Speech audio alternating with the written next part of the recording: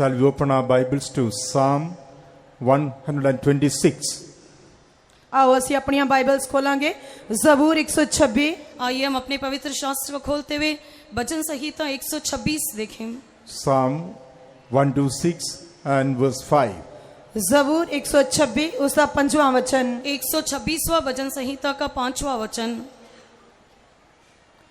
ਜਿਹੜੇ ਹੰਝੂਆਂ ਨਾਲ ਬੀਜਦੇ ਹਨ ਉਹ ਜੈਕਾਰਿਆਂ ਨਾਲ ਵੱਢਣਗੇ। जो आंसू बहाते हुए बोते हैं वे जय जयकार करते हुए लवने पाएंगे। They that sow in tears shall reap with joy. ਜਿਹੜੇ ਹੰਝੂਆਂ ਨਾਲ ਬੀਜਦੇ ਹਨ ਉਹ ਜੈਕਾਰਿਆਂ ਨਾਲ ਵੱਢਣਗੇ। जो आंसू बहाते हुए बोते हैं वे जय जयकार करते हुए लवने पाएंगे। They that sow in tears shall reap in joy. ਜਿਹੜੇ ਹੰਝੂਆਂ ਨਾਲ ਬੀਜਦੇ ਹਨ ਉਹ ਜੈਕਾਰਿਆਂ ਨਾਲ ਵੱਢਣਗੇ।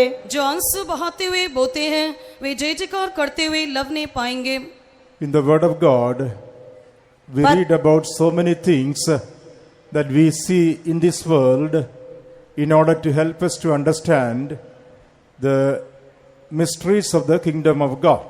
ਪਰਮੇਸ਼ਰ ਦੇ ਵਚਨ ਵਿੱਚ ਅਸੀਂ ਸੰਸਾਰ ਵਿੱਚ ਪਾਈਆਂ ਜਾਣ ਵਾਲੀਆਂ ਬਹੁਤ ਸਾਰੀਆਂ ਵਸਤੂਆਂ ਦੇ ਬਾਰੇ ਪੜ੍ਹਦੇ ਹਾਂ ਜਿਸ ਦੇ ਨਾਲ ਅਸੀਂ ਪਰਮੇਸ਼ਰ ਦੇ ਰਾਜ ਦੇ ਭੇਤਾਂ ਨੂੰ ਸਮਝ ਸਕਦੇ ਹਾਂ। हम परमेश्वर के वचन में ऐसे कई विषयों को देखते हैं जो इस संसार में पाई जाती है जिसके जरिए हम परमेश्वर के राज्य के बारे में समझ सकते हैं। In order to make us to understand things easily concerning our spiritual life, so many things that happen in the world has been mentioned in the Holy Bible. ਸਾਡੇ ਜੀਵਨ ਦੇ ਸਾਡੇ ਆਤਮਿਕ ਜੀਵਨ ਦੇ ਸੰਬੰਧੀ ਸਾਨੂੰ ਸਮਝਾਉਣ ਦੇ ਲਈ ਇਸ ਸੰਸਾਰ ਦੇ ਵਿੱਚ ਪਾਈਆਂ ਜਾਣ ਵਾਲੀਆਂ ਬਹੁਤ ਸਾਰੀਆਂ ਵਸਤੂਆਂ ਦੇ ਦੁਆਰਾ ਪਰਮੇਸ਼ਰ ਦੇ ਵਚਨ ਵਿੱਚੋਂ ਸਾਨੂੰ ਸਮਝਾਇਆ ਗਿਆ ਹੈ। हमारे आत्मिक जीवन को समझने के लिए इस संसार में ऐसी जो घटनाएं घड़ी हैं परमेश्वर के वचन के आधार में हम उसको समझ सकते हैं। According to the state of our life, God is dealing with our heart and helping us to understand the life that we have to live so that we can be ready for His kingdom that is going to come soon.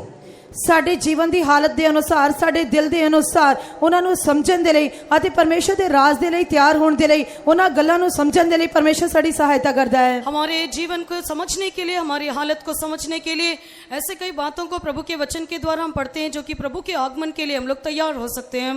For example, when Jesus was upon this earth, in His messages, He was relating to simple things that we see in this world in our day-to-day life. ਜਦ ਪ੍ਰਭੂ ਯੀਸ਼ੂ ਮਸੀਹ ਇਸ ਧਰਤੀ ਦੇ ਉੱਤੇ ਸਨ ਤਾਂ ਉਹ ਬਹੁਤ ਸਾਰੀਆਂ ਗੱਲਾਂ ਇਸ ਤਰ੍ਹਾਂ ਦੱਸਦੇ ਸਨ ਤਾਂ ਕਿ ਅਸੀਂ ਉਹਨਾਂ ਨੂੰ ਆਸਾਨੀ ਨਾਲ ਸਮਝ ਸਕੀਏ। ਆਪਣੇ ਰੋਜ਼ਮਰਾ ਦੇ ਜੀਵਨ ਦੇ ਵਿੱਚ ਇਸ ਧਰਤੀ ਤੇ ਪਾਈਆਂ ਵਾਲੀਆਂ ਸੰਸਾਰ ਦੀਆਂ ਗੱਲਾਂ ਦੇ ਦੁਆਰਾ समझाते सन। हम देखते हैं कि यीशु मसीह जब इस पृथ्वी पर था तो उसने ऐसी घटनाओं को प्रचार किया जो कि हमारे प्रतिदिन के जीवन में इस संसार में घटती है जिसके जरिए हम अपने जीवन को समझ सकते हैं। So, in order to help us to understand the life that we have to live, so that we can be ready for the kingdom of God, God is explaining things through the happenings that are around us. ਅਸੀਂ ਆਪਣਾ ਜੀਵਨ ਜੋ ਜਿਉ ਰਹੇ ਹਾਂ ਅਤੇ ਜਿਹੜਾ ਪਰਮੇਸ਼ਰ ਦੇ ਰਾਜ ਦੇ ਲਈ ਉਸ ਨੂੰ ਸਮਝ ਸਕੀਏ ਉਹ ਜੋ ਗੱਲਾਂ ਸਾਡੇ ਆਲੇ ਦੁਆਲੇ ਵਾਪਰ ਰਹੀਆਂ ਹਨ ਉਹਨਾਂ ਦੁਆਰਾ ਸਮਝਾਉਂਦਾ ਹੈ।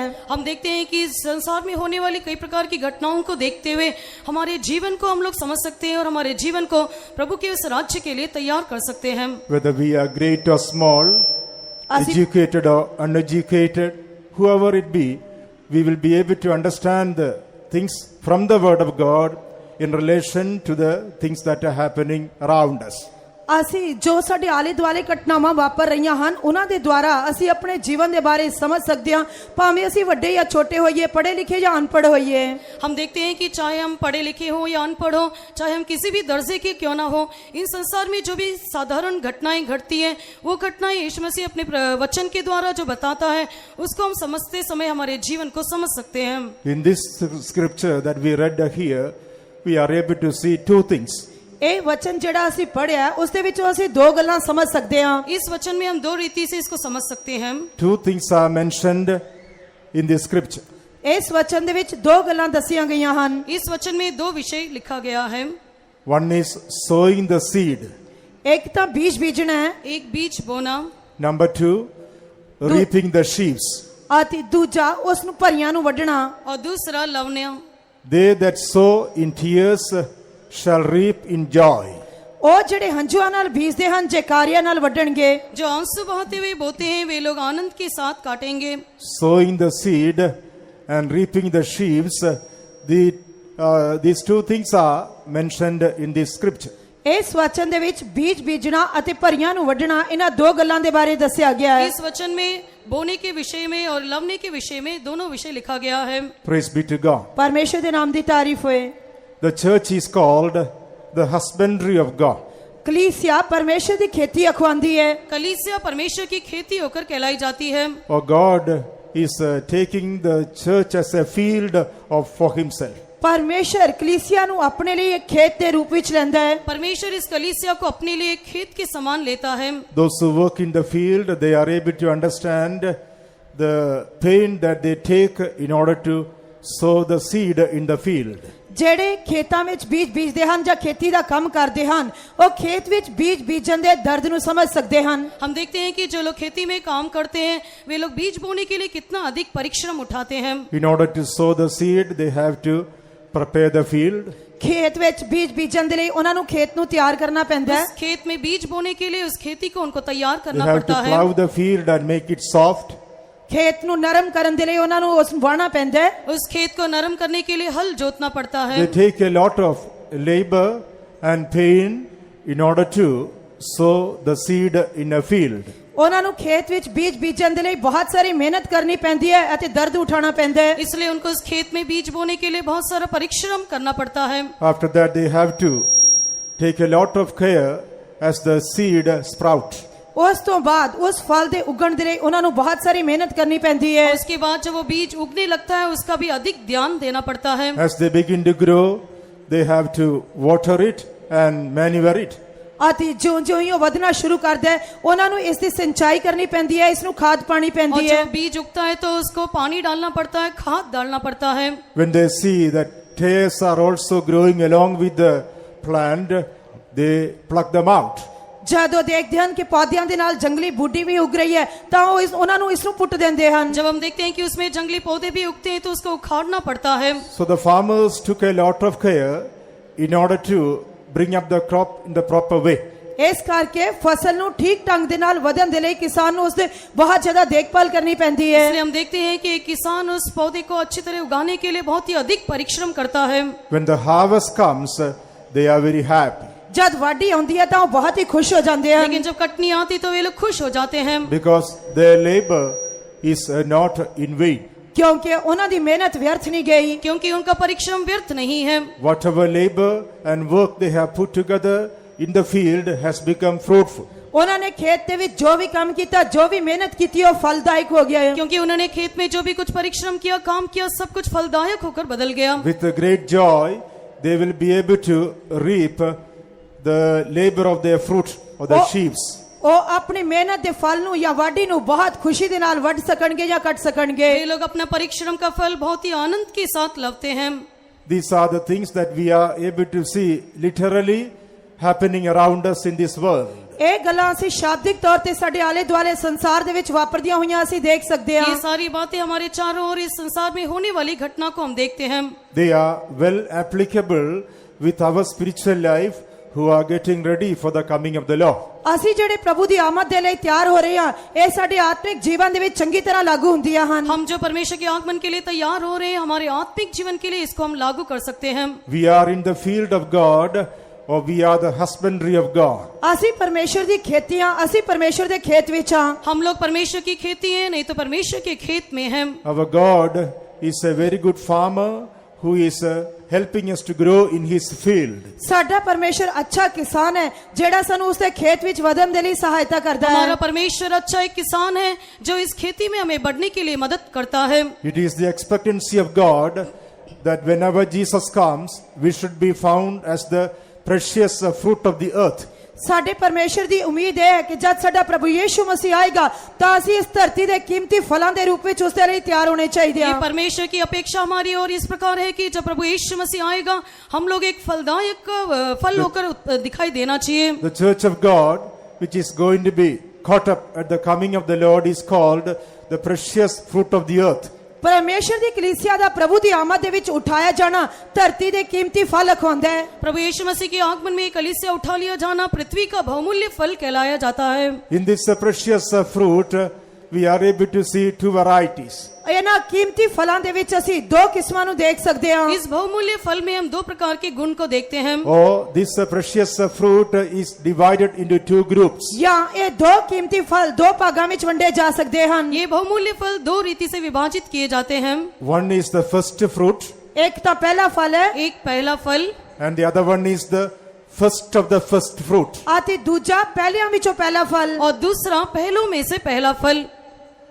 First fruit and the first of the first fruit. ਪਹਿਲਾ ਫਲ ਅਤੇ ਦੂਜਾ ਪਹਿਲਿਆਂ ਵਿੱਚੋਂ ਪਹਿਲਾ ਫਲ। सबसे पहला पहला फल और दूसरा पहलों में से पहला फल। First fruit is the believers who are perfected in Christ Jesus. ਪਹਿਲਾ ਫਲ ਵਿਸ਼ਵਾਸੀ ਹਨ ਜਿਹੜੇ ਪ੍ਰਭੂ ਯੀਸ਼ੂ ਮਸੀਹ ਵਿੱਚ ਸਿੱਧ ਹੋ ਜਾਂਦੇ ਹਨ। पहला फल विश्वासी लोग हैं जो मसीह यीशु में सिद्ध बन जाते हैं। First of the first fruit is the perfected servants of God who are going to be raptured to Zion. ਪਹਿਲਿਆਂ ਵਿੱਚੋਂ ਪਹਿਲਾ ਫਲ ਪਰਮੇਸ਼ਰ ਦੇ ਸੇਵਕ ਹਨ ਜਿਹੜੇ ਪ੍ਰਭੂ ਯੀਸ਼ੂ ਮਸੀਹ ਦੀ ਆਮਦ ਦੇ ਵਿੱਚ ਉਠਾਏ ਜਾਣਗੇ। और दूसरा पहलों में से पहला फल परमेश्वर के सेवक हैं जो लोग सिद्ध होकर प्रभु के आगमन में उठा लिए जाएंगे। So collectively, all those who are going to be caught up, they are called the first fruit. ਸਮੂਹਿਕ ਤੌਰ ਤੇ ਜਿਹੜੇ ਪ੍ਰਭੂ ਦੀ ਆਮਦ ਦੇ ਵਿੱਚ ਉਠਾਏ ਜਾਣ ਵਾਲੇ ਹਨ ਉਹ ਪਹਿਲਾ ਫਲ ਖਵਾਉਂਦੇ ਹਨ। सामूहिक तौर से सब लोग जो प्रभु के आगमन में उठा लिए जाएंगे वे लोग पहला फल कहलाते हैं। And this group of first fruit is divided into two. ਅਤੇ ਇਹ ਫਲਾਂ ਦਾ ਝੁੰਡ ਦੋ ਹਿੱਸਿਆਂ ਵਿੱਚ ਵੰਡਿਆ ਗਿਆ ਹੈ। और ये पहला फल दो होकर विभाजित किया जाता है। The perfected believers are the first fruit, and the perfected servants of God, they are the first of the first fruit. ਸਿੱਧ ਹੋਏ ਹੋਏ ਵਿਸ਼ਵਾਸੀ ਪਹਿਲਾ ਫਲ ਹਨ ਅਤੇ ਸਿੱਧ ਹੋਏ ਹੋਏ ਪਰਮੇਸ਼ਰ ਦੇ ਸੇਵਕ ਪਹਿਲਿਆਂ ਵਿੱਚੋਂ ਪਹਿਲਾ ਫਲ ਹਨ। सिद्ध हुए विश्वासी लोग पहले फल हैं और सिद्ध हुए परमेश्वर के सेवक लोग पहलों में से पहले फल हैं। It is the goal and the aim of our life that we should be found as the first fruit at the coming of Jesus. ਅਸੀਂ ਪ੍ਰਭੂ ਯੀਸ਼ੂ ਮਸੀਹ ਦੀ ਆਮਦ ਦੇ ਵਿੱਚ ਪਹਿਲੇ ਫਲ ਦੇ ਰੂਪ ਵਿੱਚ ਪਾਏ ਜਾਣੇ ਚਾਹੀਦੇ ਹਨ। ਇਹ ਸਾਡਾ ਉਦੇਸ਼ ਜਾਂ ਮਕਸਦ ਹੈ। प्रभु यीशु मसीह के आगमन में हम सब लोग एक पहला फल होकर दिखाई जाना ही हमारे जीवन का लक्ष्य है। We should be found as the first fruit or the first of the first fruit. ਅਸੀਂ ਪਹਿਲਾ ਫਲ ਜਾਂ ਪਹਿਲਿਆਂ ਵਿੱਚੋਂ ਪਹਿਲੇ ਫਲ ਦੇ ਰੂਪ ਵਿੱਚ ਪਾਏ ਜਾਣੇ हम ਚਾਹੀਦੇ लोग ਹਨ। पहला फल नहीं तो पहलों में से पहला फल होकर दिखाई देना चाहिए। Fit for the city of Jerusalem and Zion. ਸਿਯੋਨ ਅਤੇ ਯਰੂਸ਼ਲਮ ਸ਼ਹਿਰ ਦੇ ਯੋਗ ਪਾਏ ਜਾਣੇ ਚਾਹੀਦੇ सिय्योन ਹਨ। और नए यरूशलेम शहर के लिए योग्य बनना Yes, चाहिए। today God is doing a beautiful work in our lives. ਇਸੇ ਕਰਕੇ ਪਰਮੇਸ਼ਰ ਸਾਡੇ ਜੀਵਨ ਦੇ ਵਿੱਚ ਸੁੰਦਰ ਕੰਮ ਕਰ ਰਿਹਾ ਹੈ। इस प्रकार परमेश्वर हमारे जीवन में सुंदर काम कर रहा है। For making us all precious fruit for the coming of the Lord. Shall we all praise God for that? ਪ੍ਰਭੂ ਦੀ ਆਮਦ ਦੇ ਲਈ ਸਾਨੂੰ ਕੀਮਤੀ ਫਲ ਬਣਾਉਣ ਦੇ ਲਈ ਆਓ ਸਾਰੇ ਉਸੇ ਤਾਰੀਫ प्रभु ਕਰਾਂਗੇ। यीशु मसीह के आगमन के लिए प्रभु हमें बहुमूल्य फल बना रहा है। तारीफ करें। Hallelujah. Hallelujah. Hallelujah. Hallelujah. Hallelujah. Hallelujah. They that sow in tears shall reap in joy. ਜਿਹੜੇ ਹੰਝੂਆਂ ਨਾਲ ਬੀਜਦੇ ਹਨ ਉਹ ਜੈਕਾਰਿਆਂ ਨਾਲ ਵੱਢਣਗੇ। जो आंसू बहाते हुए बोते हैं वे जय जयकार करते हुए लवने पाएंगे। They that sow in tears shall reap in joy. ਜਿਹੜੇ ਹੰਝੂਆਂ ਨਾਲ ਬੀਜਦੇ ਹਨ ਉਹ ਜੈਕਾਰਿਆਂ ਨਾਲ ਵੱਢਣਗੇ। जो आंसू बहाते हुए बोते हैं वे जय जयकार करते हुए लवने पाएंगे। In these days of convention, the Lord has been sowing the seed of His kingdom in our hearts. ਇਹਨਾਂ ਕਨਵੈਨਸ਼ਨ ਦੇ ਦਿਨਾਂ ਵਿੱਚ ਪਰਮੇਸ਼ਰ ਆਪਣੇ ਰਾਜ ਦਾ ਬੀਜ ਸਾਡੇ ਦਿਲਾਂ ਵਿੱਚ ਬੀਜ ਰਿਹਾ ਸੀ। इस कन्वेंशन के दरमियान परमेश्वर अपने राज्य का बीज हर एक के हृदय में बो रहा है। In every meeting, the Lord has been sowing the seed of His kingdom in the church.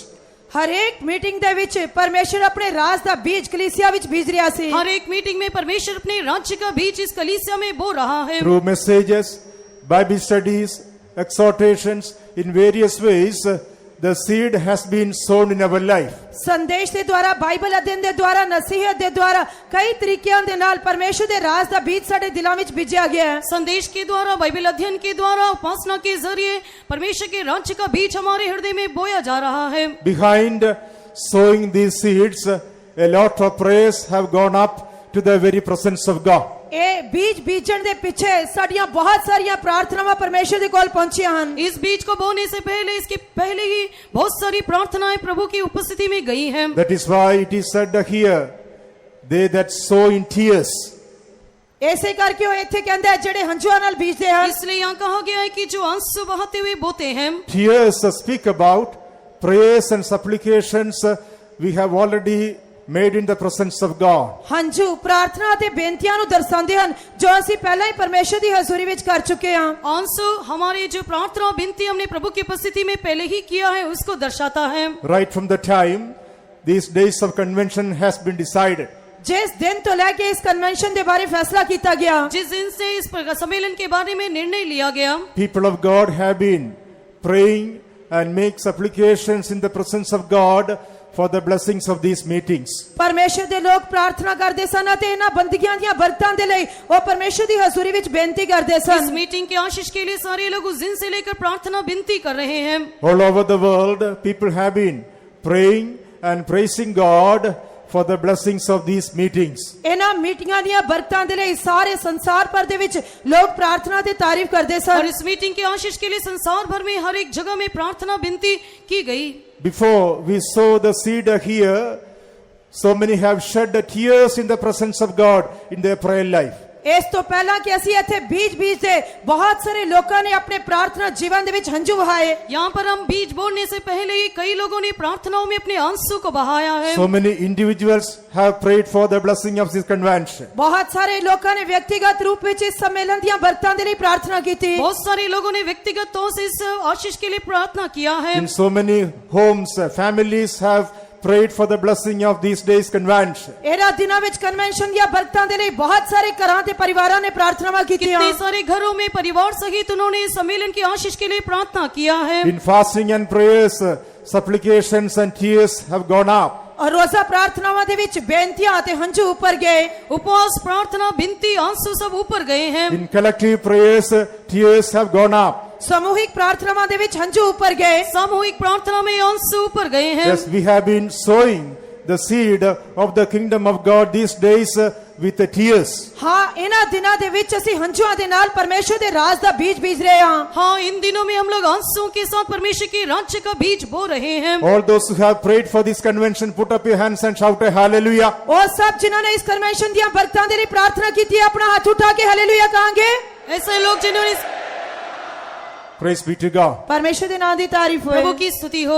In Hebrews chapter 5 and 7 when we read, ਜਦ ਅਸੀਂ ਇਬਰਾਨੀਆਂ ਦੀ ਪੱਤਰੀ 5ਵਾਂ ਅਧਿਆਇ 7ਵਾਂ ਵਚਨ ਪੜ੍ਹਦੇ ਹਾਂ, इब्रानियों की पत्री 5वां अध्याय का 7वां वचन जब हम पढ़ते हैं, Jesus prayed with a strong crying and tears, says the word of God. ਪਰਮੇਸ਼ਰ ਦਾ ਵਚਨ ਕਹਿੰਦਾ ਹੈ ਪ੍ਰਭੂ ਯੀਸ਼ੂ ਮਸੀਹ ਨੇ ਟਾਹਾਂ ਮਾਰ ਮਾਰ ਕੇ ਅਤੇ ਹੰਝੂ ਕੇਰ ਕੇਰ ਕੇ ਪ੍ਰਾर्थना ਕੀਤੀ। परमेश्वर का वचन कहता है कि यीशु मसीह ऊंचे शब्द से पुकार पुकार कर आंसू बहा बहा कर प्रार्थना किया। Jesus prayed with a strong crying and tears.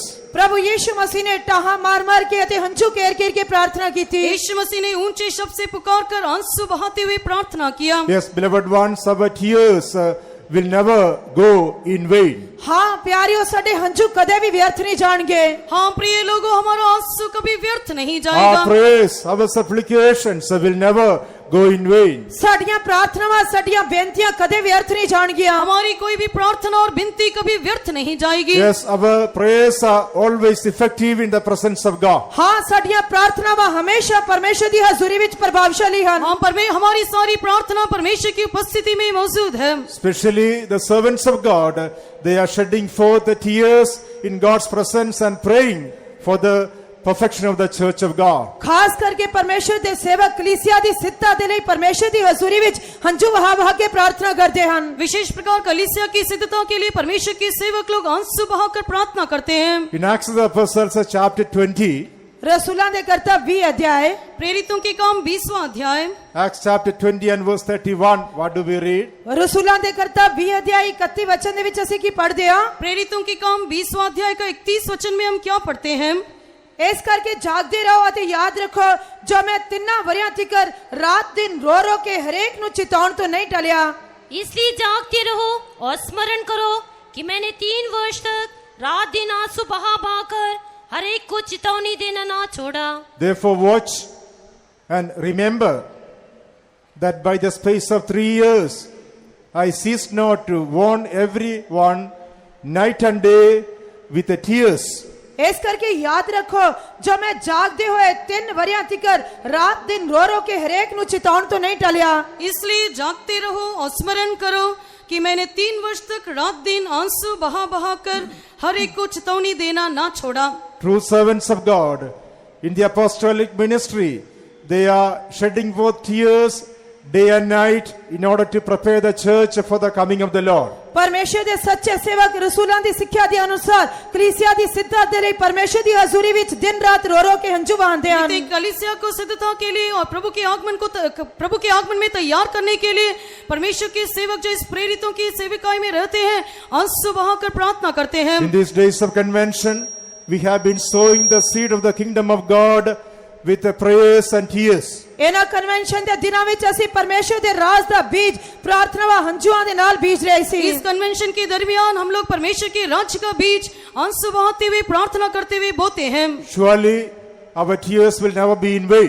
ਯਕੀਨਨ ਸਾਡੇ ਹੰਝੂ ਵਿਅਰਥ ਨਹੀਂ ਜਾਣਗੇ। निश्चय हमारे आंसू कभी व्यर्थ नहीं होंगे। Our tears are bottled in the presence of God, says the word of God. ਪਰਮੇਸ਼ਰ ਦਾ ਵਚਨ ਕਹਿੰਦਾ ਹੈ ਕਿ ਸਾਡੇ ਹੰਝੂ ਪਰਮੇਸ਼ਰ ਦੀ ਹਜ਼ੂਰੀ ਵਿੱਚ ਬੋਤਲਾਂ ਵਿੱਚ ਕੁੱਪੀਆਂ ਵਿੱਚ ਪਾਏ ਗਏ ਹਨ। परमेश्वर का वचन कहता है कि हमारे सारे आंसू एक बोतल में हैं।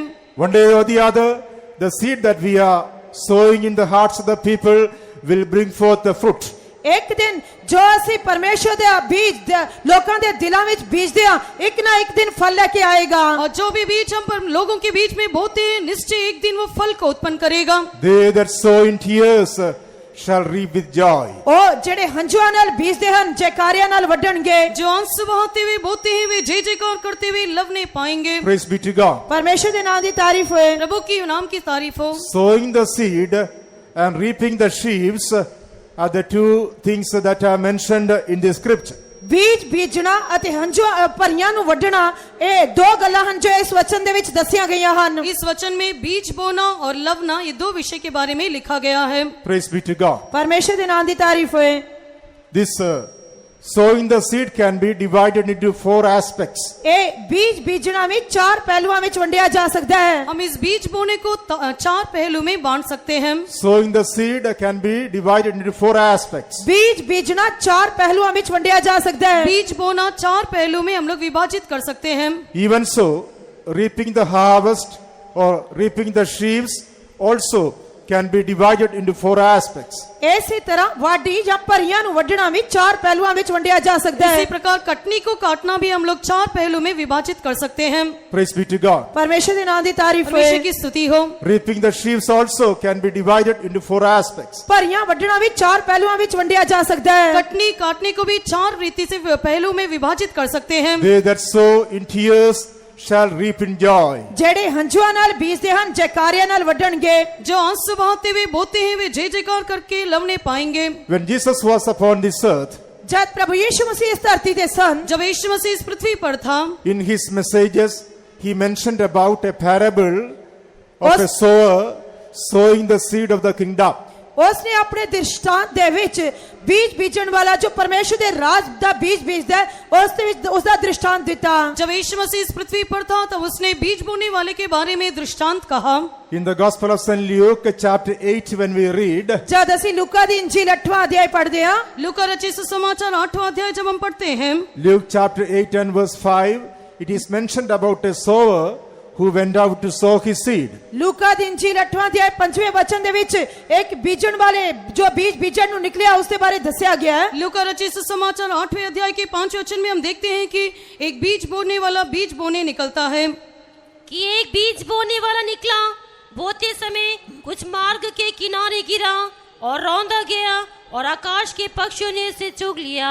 ਕਿ ਇੱਕ ਬੀਜਣ ਵਾਲਾ ਬੀਜ ਬੀਜਣ ਨੂੰ ਨਿਕਲਿਆ ਔਰ ਉਹਦੇ ਬੀਜਦਿਆਂ ਕੁਝ ਪਏ ਵੱਲ ਜਾ ਪਿਆ ਅਤੇ ਮਿੱਧਿਆ ਗਿਆ ਅਤੇ ਆਕਾਸ਼ ਦੇ ਪੰਛੀ ਉਹਨੂੰ ਚੁਗ ਗਏ। Praise be to God. ਪਰਮੇਸ਼ਰ ਦੇ ਨਾਮ ਦੀ ਤਾਰੀਫ ਹੋਏ। प्रभु की स्तुति हो। Here, Jesus was mentioning about the parable of a sower who went out to sow his seed. ਇੱਥੇ ਪ੍ਰਭੂ ਯੀਸ਼ੂ ਮਸੀਹ ਇੱਕ ਬੀਜ ਬੀਜਣ ਵਾਲੇ ਦਾ ਦ੍ਰਿਸ਼ਟਾਂਤ ਦੱਸਦੇ ਹਨ ਜੋ ਬੀਜ ਬੀਜਣ ਨੂੰ ਨਿਕਲਿਆ। यहाँ पर हम देखते हैं कि यीशु मसीह एक बीज बोने वाले के बारे में दृष्टांत कहता है जो कि बीज बोने के लिए निकला।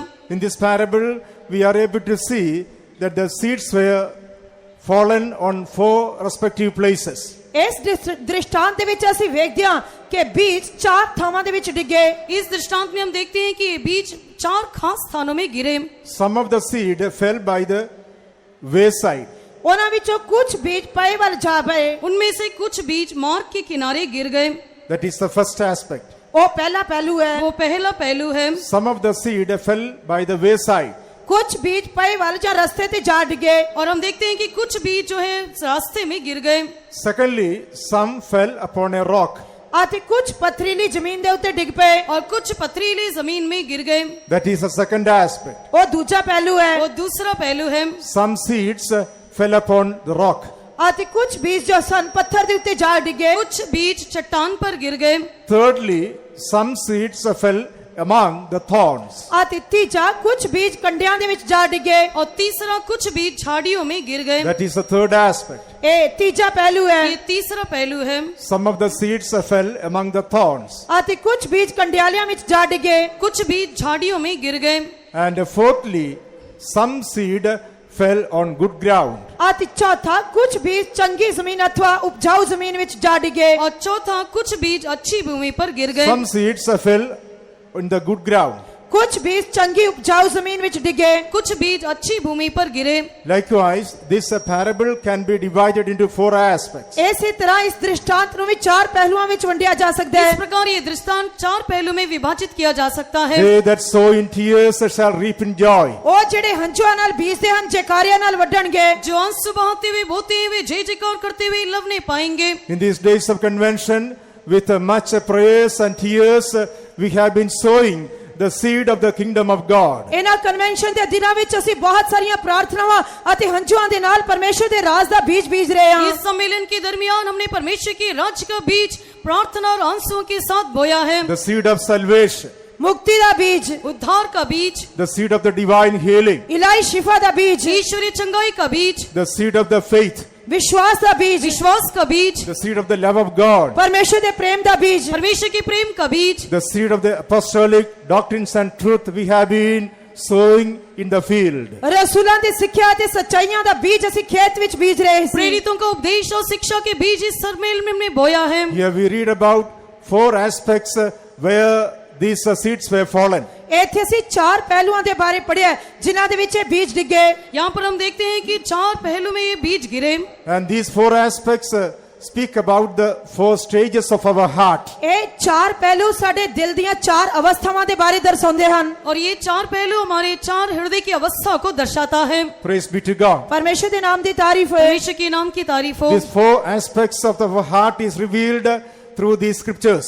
ਇਹ ਸਾਡੇ ਦਿਲ ਦੇ ਚਾਰ ਪਹਿਲੂ ਇਹਨਾਂ ਵਚਨਾਂ ਦੇ ਦੁਆਰਾ ਪ੍ਰਗਟ ਕੀਤੇ ਗਏ ਹਨ इस वचन के जरिए हमारे हृदय की चार अवस्था को दर्शाया गया है। God expects that we must give a fruit unto perfection, and we must be perfected for the coming of the Lord. ਪਰਮੇਸ਼ਰ ਚਾਹੁੰਦਾ ਹੈ ਕਿ ਅਸੀਂ ਸਿੱਧਤਾ ਦੇ ਲਈ ਫਲ ਦਈਏ ਅਤੇ ਅਸੀਂ ਪਰਮੇਸ਼ਰ ਦੇ ਲਈ ਸਿੱਧ ਪਾਏ ਜਾਈਏ परमेश्वर चाहता है कि हम लोग सिद्धता का फल दें और उसके आगमन के लिए सिद्ध भी बन जाएं। Jesus himself mentioned the interpretation of this parable. ਪ੍ਰਭੂ ਯੀਸ਼ੂ ਮਸੀਹ ਨੇ ਖੁਦ ਇਸ ਦ੍ਰਿਸ਼ਟਾਂਤ ਦੀ ਵਿਆਖਿਆ ਵੀ ਕੀਤੀ हम देखते हैं कि प्रभु यीशु मसीह ने ही इस दृष्टांत का व्याख्या किया। In every parable, we are able to see the mystery of the kingdom of God is hidden. ਅਸੀਂ ਹਰੇਕ ਦ੍ਰਿਸ਼ਟਾਂਤ ਦੇ ਵਿੱਚ ਪਰਮੇਸ਼ਰ ਦੇ ਰਾਜ ਦੇ ਭੇਤ ਨੂੰ ਛੁਪਿਆ ਹੋਇਆ ਵੇਖ ਸਕਦੇ ਹਾਂ हम देखते हैं कि हर एक दृष्टांत में परमेश्वर के राज्य का भेद छिपा हुआ है। In verse 10, Jesus said, "Unto you it is given to know the mysteries of the kingdom of God." 10 ਵਚਨ ਦੇ ਵਿੱਚ ਪ੍ਰਭੂ ਯੀਸ਼ੂ ਮਸੀਹ ਨੇ ਕਿਹਾ ਕਿ ਪਰਮੇਸ਼ਰ ਦੇ ਰਾਜ ਦੇ ਭੇਤਾਂ ਦੀ ਸਮਝ ਤੁਹਾਨੂੰ ਦਿੱਤੀ ਗਈ ਹੈ 10वें वचन में यीशु कहता है कि तुमको परमेश्वर के राज्य के भेदों की समझ दी गई है। Praise be to God. ਪਰਮੇਸ਼ਰ ਦੇ ਨਾਮ ਦੀ ਤਾਰੀਫ ਹੋਏ परमेश्वर की तारीफ हो। In verse 11, Jesus is giving the interpretation of this parable. 11ਵੇਂ ਵਚਨ ਦੇ ਵਿੱਚ ਪ੍ਰਭੂ ਯੀਸ਼ੂ ਮਸੀਹ ਇਸ ਦ੍ਰਿਸ਼ਟਾਂਤ ਦਾ ਵਿਧੀ ਵਿਆਖਿਆ ਦੱਸ ਰਹੇ ਹਨ 11वें वचन में प्रभु यीशु मसीह इस दृष्टांत को समझाता है। Jesus says, "The seed is the word of God." ਪ੍ਰਭੂ ਯੀਸ਼ੂ ਮਸੀਹ ਕਹਿੰਦੇ ਹਨ ਕਿ ਬੀਜ ਪਰਮੇਸ਼ਰ ਦਾ ਵਚਨ ਹੈ प्रभु यीशु कहता है कि बीज परमेश्वर का वचन है। The seed is the word of God. ਬੀਜ ਪਰਮੇਸ਼ਰ ਦਾ ਵਚਨ ਹੈ बीज परमेश्वर का वचन है। In these days, the word of God has been sown in our heart. ਇਹਨਾਂ ਦਿਨਾਂ ਵਿੱਚ ਪਰਮੇਸ਼ਰ ਦਾ ਵਚਨ ਸਾਡੇ ਦਿਲਾਂ ਵਿੱਚ ਬੀਜਿਆ ਗਿਆ इन दिनों में परमेश्वर का वचन हमारे हृदय में बोया गया है। And when we read the following passage, we are able to see the meaning of the four stages of the heart. ਜਦ ਅਸੀਂ ਥੱਲੇ ਵਾਲੇ ਵਚਨ ਪੜ੍ਹਦੇ ਹਾਂ ਤਾਂ ਅਸੀਂ ਆਪਣੇ ਦਿਲ ਦੀਆਂ ਚਾਰ ਅਵਸਥਾਵਾਂ ਦੇ ਬਾਰੇ ਜਾਣ ਸਕਦੇ ਹਾਂ नीचे के वचनों में को जब हम पढ़ते हैं तो हमारे हृदय की चार अवस्था को हम समझ सकते हैं। Some seed fell by the wayside. ਕੁਝ ਬੀਜ ਪਏ ਦੇ ਕੰਡੇ ਵੱਲ ਜਾ ਡਿੱਗੇ कुछ बीज मार्ग के किनारे पर गिर Some गए। seed fell by the wayside. ਕੁਝ ਬੀਜ ਪਏ ਦੇ ਕੰਡੇ ਵੱਲ ਜਾ ਡਿੱਗੇ कुछ बीज मार्ग के किनारे गिर गए। How is the way come into existence in the field, आदि ये पिया जो है किस तरह एक खेत दी होंद विच दिखाई देंदा है। एक खेत में किस प्रकार वो मार्ग उत्पन्न हो गया, how did the way come into existence? किस तरह ये पिया होंद दे विच आया। वो मार्ग उस खेत में किस प्रकार उत्पन्न हुआ। When people begin to walk to and fro through the same place, it becomes a way. जद लोग इको जगह ते इधर उधर चलना शुरू कर देंदे हन तां वो पिया जा रास्ता बन जांदा है। हम देखते हैं कि जब लोग एक ही जगह में इधर उधर चलना फिरना शुरू करते हैं, वो एक मार्ग होकर बदल जाता है। It can be noticed in the field when people walk to and fro through the same place, it becomes like a way. ਇਹ खेत दे विच ध्यान दिता जा सकता है कि जब लोग खेत दे विच इधर उधर चलते रहंदे हन तां वो छोटा जिहा पिया या डंडी बन जांदी है। खेत में हम देखते हैं कि जब लोग एक ही स्थान में इधर उधर चलना फिरना शुरू करते हैं, वहां पर एक मार्ग उत्पन्न हो जाता है। Sometimes people, in order to take a shortcut, they walk to and fro through the field, and that particular area becomes like a field. कई बारी लोग छोटे रास्ते दे विचों जाण दी वजह करके खेत दे विचों इधरों उधरों लंघना शुरू कर देंदे हन ते वो खास खेत एक पिया बन जांदा है। कई लोग छोटे मार्ग में जाने के लिए उस खेत के जरिए जाते हैं, और जब वे लोग जाना आना करना शुरू करते हैं, वो वहां पर मार्ग उत्पन्न हो जाता है। Our heart should not become like a way. साडा दिल एक रास्ते या पए दी तरह नहीं बनना चाहिए। हमारा हृदय एक मार्ग के समान नहीं बनना चाहिए। Our heart should not become like a wayside. साडा दिल एक पए दी तरह नहीं बनना चाहिए। हमारा हृदय मार्ग के किनारे के समान नहीं बनना चाहिए। If we allow people to walk to and fro through our heart will become like a wayside. जेकर ਅਸੀਂ ਆਪਣੇ ਦਿਲ ਦੇ ਵਿੱਚੋਂ ਲੋਕਾਂ ਨੂੰ ਇੱਧਰ ਉੱਧਰ ਜਾਣ ਦੀ ਇਜਾਜ਼ਤ ਦੇਵਾਂਗੇ ਤਾਂ ਸਾਡਾ ਦਿਲ ਇੱਕ ਪਏ ਜਾਂ ਡੰਡੀ ਦੀ ਤਰ੍ਹਾਂ ਬਣ ਜਾਏਗਾ। यदि हमारे हृदय में लोगों को आना जाना करने के लिए हम जगह देंगे, तो हमारे हृदय में मार्ग बन जाएगा। What does it show? ਇਹ ਕਿਸ ਗੱਲ ਨੂੰ ਦਰਸਾਉਂਦਾ ਹੈ? ये किसको प्रकट करता है? We must preserve our life of separation. ਸਾਨੂੰ ਆਪਣੀ ਅਲੈਹਦਗੀ ਦੇ ਜੀਵਨ ਨੂੰ ਸੰਭਾਲਣਾ ਚਾਹੀਦਾ ਹੈ। हम अपने अलगाव के जीवन को संभालना चाहिए। If you don't keep our life of separation, people will begin to walk through our life up and down. ਜੇਕਰ ਅਸੀਂ ਆਪਣੀ ਅਲੈਹਦਗੀ ਦੇ ਜੀਵਨ ਨੂੰ ਨਹੀਂ ਸੰਭਾਲਾਂਗੇ ਤਾਂ ਲੋਕ ਸਾਡੇ ਜੀਵਨ ਦੇ ਵਿੱਚੋਂ ਉੱਪਰ ਥੱਲੇ ਇੱਧਰ ਉੱਧਰ ਚੱਲਣਾ ਸ਼ੁਰੂ ਕਰ ਦੇਣਗੇ। यदि हम अपने जीवन में अलगाव जीवन को नहीं संभालेंगे, तो लोग हमारे जीवन में आना जाना शुरू करेंगे। Our heart will become like a wayside. ਤਾਂ ਸਾਡਾ ਦਿਲ ਇੱਕ ਪਏ ਜਾਂ ਰਸਤੇ ਦੀ ਤਰ੍ਹਾਂ ਬਣ ਜਾਏਗਾ। हमारा हृदय मार्ग के किनारे के समान हो जाएगा। We shouldn't allow others to walk in our heart against our faith. ਸਾਨੂੰ ਆਪਣੇ ਵਿਸ਼ਵਾਸ ਦੇ ਵਿਰੁੱਧ ਲੋਕਾਂ ਨੂੰ ਸਾਡੇ ਦਿਲ ਵਿੱਚੋਂ ਲੰਘਣ ਨਹੀਂ ਦੇਣਾ ਚਾਹੀਦਾ। विश्वास के विरुद्ध हमारे हृदय में लोगों को आने जाने के लिए इजाजत नहीं देना चाहिए। Against our holy life. ਅਤੇ ਸਾਡੇ ਪਵਿੱਤਰ ਜੀਵਨ ਦੇ ਵਿਰੁੱਧ, हमारे पवित्र जीवन के विरुद्ध में, Against the teaching and the doctrines of which God is revealing unto us. ਪਰਮੇਸ਼ਰ ਨੇ ਸਾਨੂੰ ਜੋ ਸਿੱਖਿਆਵਾਂ ਤੇ ਸੱਚਾਈਆਂ ਪ੍ਰਗਟ ਕਰਕੇ ਦਿੱਤੀਆਂ ਹਨ ਉਹਨਾਂ ਦੇ ਵਿਰੁੱਧ, परमेश्वर जो सच्चाई और शिक्षा में प्रकट करता है उसके विरुद्ध में, Against the standard which God has revealed unto us. ਅਤੇ ਉਹ ਪੱਧਰ ਦੇ ਵਿਰੁੱਧ ਜੋ ਪਰਮੇਸ਼ਰ ਨੇ ਸਾਡੇ ਉੱਤੇ ਪ੍ਰਗਟ ਕਰਕੇ ਦਿੱਤਾ ਹੈ। परमेश्वर ने जो सच्चाई हमें दिया उसके विरुद्ध में। That is why a life of separation is essential for a child of God when he lives upon this earth. ਇਸ ਕਰਕੇ ਇੱਕ ਪਰਮੇਸ਼ਰ ਦੇ ਬੱਚੇ ਦੇ ਲਈ ਜਦ ਤੱਕ ਉਹ ਧਰਤੀ ਤੇ ਰਹਿ ਰਿਹਾ ਹੈ ਅਲੈਹਦਗੀ ਦਾ ਜੀਵਨ ਜ਼ਰੂਰੀ ਹੈ। इसलिए एक परमेश्वर का बच्चा जब इस पृथ्वी पर जीवन बिताता है, अलगाव जीवन बहुत ही मुख्य है। If you don't preserve our life of separation, ਜੇਕਰ ਅਸੀਂ ਆਪਣੇ ਅਲੈਹਦਗੀ ਦੇ ਜੀਵਨ ਨੂੰ ਨਹੀਂ ਸੰਭਾਲਦੇ ਤਾਂ, यदि हम अपने अलगाव के जीवन को नहीं संभालेंगे, तो people will begin to and fro through our heart. ਤਾਂ ਲੋਕ ਸਾਡੇ ਦਿਲ ਵਿੱਚੋਂ ਇਧਰੋਂ ਉਧਰੋਂ ਲੰਘਣਾ ਸ਼ੁਰੂ ਕਰ ਦੇਣਗੇ। तब लोग हमारे हृदय में आना जाना शुरू करेंगे, Our heart will become like a wayside. ਤਾਂ ਸਾਡਾ ਦਿਲ ਇੱਕ ਪਏ ਜਾਂ ਰਸਤੇ ਦੀ ਤਰ੍ਹਾਂ ਬਣ ਜਾਏਗਾ। और हमारा हृदय मार्ग के किनारे के समान बन जाएगा। And the seeds that are fallen in that place will not be able to spring up and give fruit. ਅਤੇ ਜੋ ਬੀਜ ਉਸ ਪਏ ਜਾਂ ਰਸਤੇ ਦੇ ਉੱਤੇ ਡਿੱਗੇ ਉਹ ਨਾ ਤਾਂ ਉੱਗ ਕੇ ਵਧੇ ਤੇ ਨਾ ਹੀ ਫਲ ਦੇ ਸਕੇ। और वो जो बीज उस मार्ग के किनारे में बोया गया है, वो उगकर फल नहीं दे सकता। Therefore, let us be careful to preserve the life of separation so that we can be fruitful according to the seed that are sown in our heart these days. ਇਸ ਕਰਕੇ ਇਹਨਾਂ ਦਿਨਾਂ ਦੇ ਵਿੱਚ ਸਾਨੂੰ ਆਪਣੇ ਅਲੈਹਦਗੀ ਦੇ ਜੀਵਨ ਨੂੰ ਸੰਭਾਲਣਾ ਚਾਹੀਦਾ ਹੈ ਤਾਂ ਕਿ ਇਹਨਾਂ ਦਿਨਾਂ ਵਿੱਚ ਜੋ ਸਾਡੇ ਦਿਲ ਵਿੱਚ ਬੀਜ ਬੀਜਿਆ ਗਿਆ ਉਸ ਦੇ ਲਈ ਫਲ ਦੇ ਸਕੀਏ। इसलिए इन दिनों में हम अपने अलगाव के जीवन को संभाल के रखना चाहिए, ताकि जो भी बीज हमारे हृदय में बोया गया है वो फल दे सके। In verse 12, Jesus said, 12वें वचन ਦੇ ਵਿੱਚ ਪ੍ਰਭੂ ਯीशु मसीह ने किया, 12वें वचन में प्रभु यीशु ने क्या कहा? Luke chapter 8 and verse 12. कृपा करके पढ़ेंगे 12 वचन। लूका रचित सुसमाचार 8वें अध्याय का 12वां वचन। मार्ग के किनारे के वे हैं जिन्होंने सुना, तब शैतान आकर उनके मन में से वचन उठा ले जाता है कि कहीं ऐसा ना हो कि वे विश्वास करके उद्धार पाएं। ਅਤੇ ਪਏ ਦੇ ਕੰਡੇ ਵਾਲੇ ਉਹ ਹਨ ਜਿਨ੍ਹਾਂ ਸੁਣਿਆ ਤਾਂ ਸ਼ੈਤਾਨ ਆਣ ਕੇ ਉਸ ਬਚਨ ਨੂੰ ਉਹਨਾਂ ਦੇ ਹਿਰਦਿਆਂ ਵਿੱਚੋਂ ਕੱਢ ਲਿਆ ਜਾਂਦਾ ਹੈ। ਕਿਤੇ ਅਜਿਹਾ ਨਾ ਹੋਵੇ ਜੋ ਹਨੇਸ਼ਾ ਕਰਕੇ ਬਚਾਏ ਜਾਣ। If our heart is like a wayside, ਜੇਕਰ ਸਾਡਾ ਦਿਲ ਇੱਕ ਮਾਰਗ ਦੀ ਤਰ੍ਹਾਂ ਹੋਏਗਾ, यदि हमारा हृदय मार्ग के किनारे के समान होगा तो the devil will come and take away the word of God from our heart. ਉਹ ਤਾਂ ਸ਼ੈਤਾਨ ਆ ਕੇ ਸਾਡੇ ਦਿਲ ਦੇ ਵਿੱਚੋਂ ਪਰਮੇਸ਼ਰ ਦੇ ਵਚਨ ਨੂੰ ਉਠਾ ਕੇ ਲੈ तब ਜਾਏਗਾ। शैतान आकर हमारे हृदय का जो वचन बोया गया उसको उठाकर ले जाएगा, Lest we should believe and be saved. ਕਿਤੇ ਅਸੀਂ ਵਿਸ਼ਵਾਸ ਕਰਕੇ ਬਚਾਏ ਨਾ ਜਾਈਏ। कि कहीं ऐसा ना हो कि वे विश्वास करके उद्धार पाएं। May the dear Lord enable us to preserve the life of separation so that we can be fruitful according to the seed that was sown in our heart these days. ਇਹਨਾਂ ਦਿਨਾਂ ਦੇ ਵਿੱਚ ਪਰਮੇਸ਼ਰ ਦਾ ਵਚਨ ਜੋ ਸਾਡੇ ਦਿਲ ਦੇ ਵਿੱਚ ਬੀਜਿਆ ਗਿਆ ਉਸ ਦੇ ਫਲਦਾਇਕ ਹੋਣ ਦੇ ਲਈ ਪਰਮੇਸ਼ਰ ਸਾਨੂੰ ਆਪਣੇ ਅਲੈਹਦਗੀ ਦੇ ਜੀਵਨ ਨੂੰ ਸੰਭਾਲਣ ਦੇ ਲਈ ਸਾਡੀ ਸਹਾਇਤਾ ਕਰਨਾ ਚਾਹੀਦਾ ਹੈ। इन दिनों में जो परमेश्वर के राज का बीज हमारे हृदय में बोया गया है वो फलदायक बनने के लिए परमेश्वर में अलगाव के जीवन को संभालने के लिए अनुग्रह दे। What is the second aspect of this parable? ਅਤੇ ਇਸ ਦ੍ਰਿਸ਼ਟਾਂਤ ਦਾ ਦੂਜਾ ਪਹਿਲੂ ਕੀ ਹੈ? इस दृष्टांत का दूसरा पहलू क्या है? Some seeds fell upon the rock. ਕੁਝ ਬੀਜ ਜੋ ਸਨ ਉਹ ਪਥਰੀਲੀ ਜ਼ਮੀਨ ਦੇ ਉੱਤੇ ਡਿੱਗੇ। कुछ बीज चट्टान पर गिरे।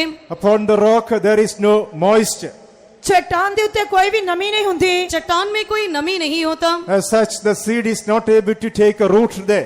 ਇਸੇ ਕਰਕੇ ਬੀਜ ਉੱਥੇ ਜੜ ਨਹੀਂ ਫੜ ਸਕਦੇ। इसलिए वहां पर वो बीज जड़ को नहीं पकड़ते। When trials and temptations come, such people fall away in their spiritual life. ਜਦ ਪਰਖਾਂ ਅਜ਼ਮਾਇਸ਼ਾਂ ਹੁੰਦੀਆਂ ਹਨ ਤਾਂ ਅਜਿਹੇ ਲੋਕ ਆਪਣੇ ਆਤਮਿਕ ਜੀਵਨ ਵਿੱਚੋਂ ਡਿੱਗ ਜਾਂਦੇ ਹਨ। ऐसे लोगों के जीवन में जो परीक्षा आजमाइशें आती हैं वे लोग गिर पड़ते हैं। We should not harden our heart by any means. ਸਾਨੂੰ ਕਿਸੇ ਵੀ ਤਰ੍ਹਾਂ ਆਪਣੇ ਦਿਲ ਨੂੰ ਸਖਤ ਨਹੀਂ ਕਰਨਾ ਚਾਹੀਦਾ। हम कभी भी किसी भी रीति से अपने हृदय को कठोर नहीं करना चाहिए। If our heart is hardened, the love of God, the moisture will not be there for the seed to take root in our life. ਜੇਕਰ ਅਸੀਂ ਆਪਣੇ ਦਿਲ ਨੂੰ ਸਖਤ ਕਰਾਂਗੇ ਤਾਂ ਪਰਮੇਸ਼ਰ ਦਾ ਪ੍ਰੇਮ ਜੋ ਨਮੀ ਦੇ ਤੌਰ ਤੇ ਹੈ ਉਸ ਬੀਜ ਨੂੰ ਜੜ ਫੜਨ ਲਈ ਨਹੀਂ ਦੇਗਾ। जब हम अपने हृदय को कठोर करेंगे तो वहाँ नमी नहीं होगी। जो परमेश्वर का प्रेम है और वो परमेश्वर का बीज जो बोया गया वो जड़ नहीं पकड़ सकता। That is what we read in the 13th verse of Luke chapter 8. ਇਹੀ ਹੈ ਜੋ ਅਸੀਂ ਲੂਕਾ ਦੀ ਇੰਜੀਲ 8ਵੇਂ ਅਧਿਆਇ ਦੇ 13ਵਾਂ ਵਚਨ ਵਿੱਚ ਪੜ੍ਹਦੇ ਹਾਂ। यही विषय हम लूका रचित सुसमाचार 8वें अध्याय के 13वें वचन में पढ़ते हैं।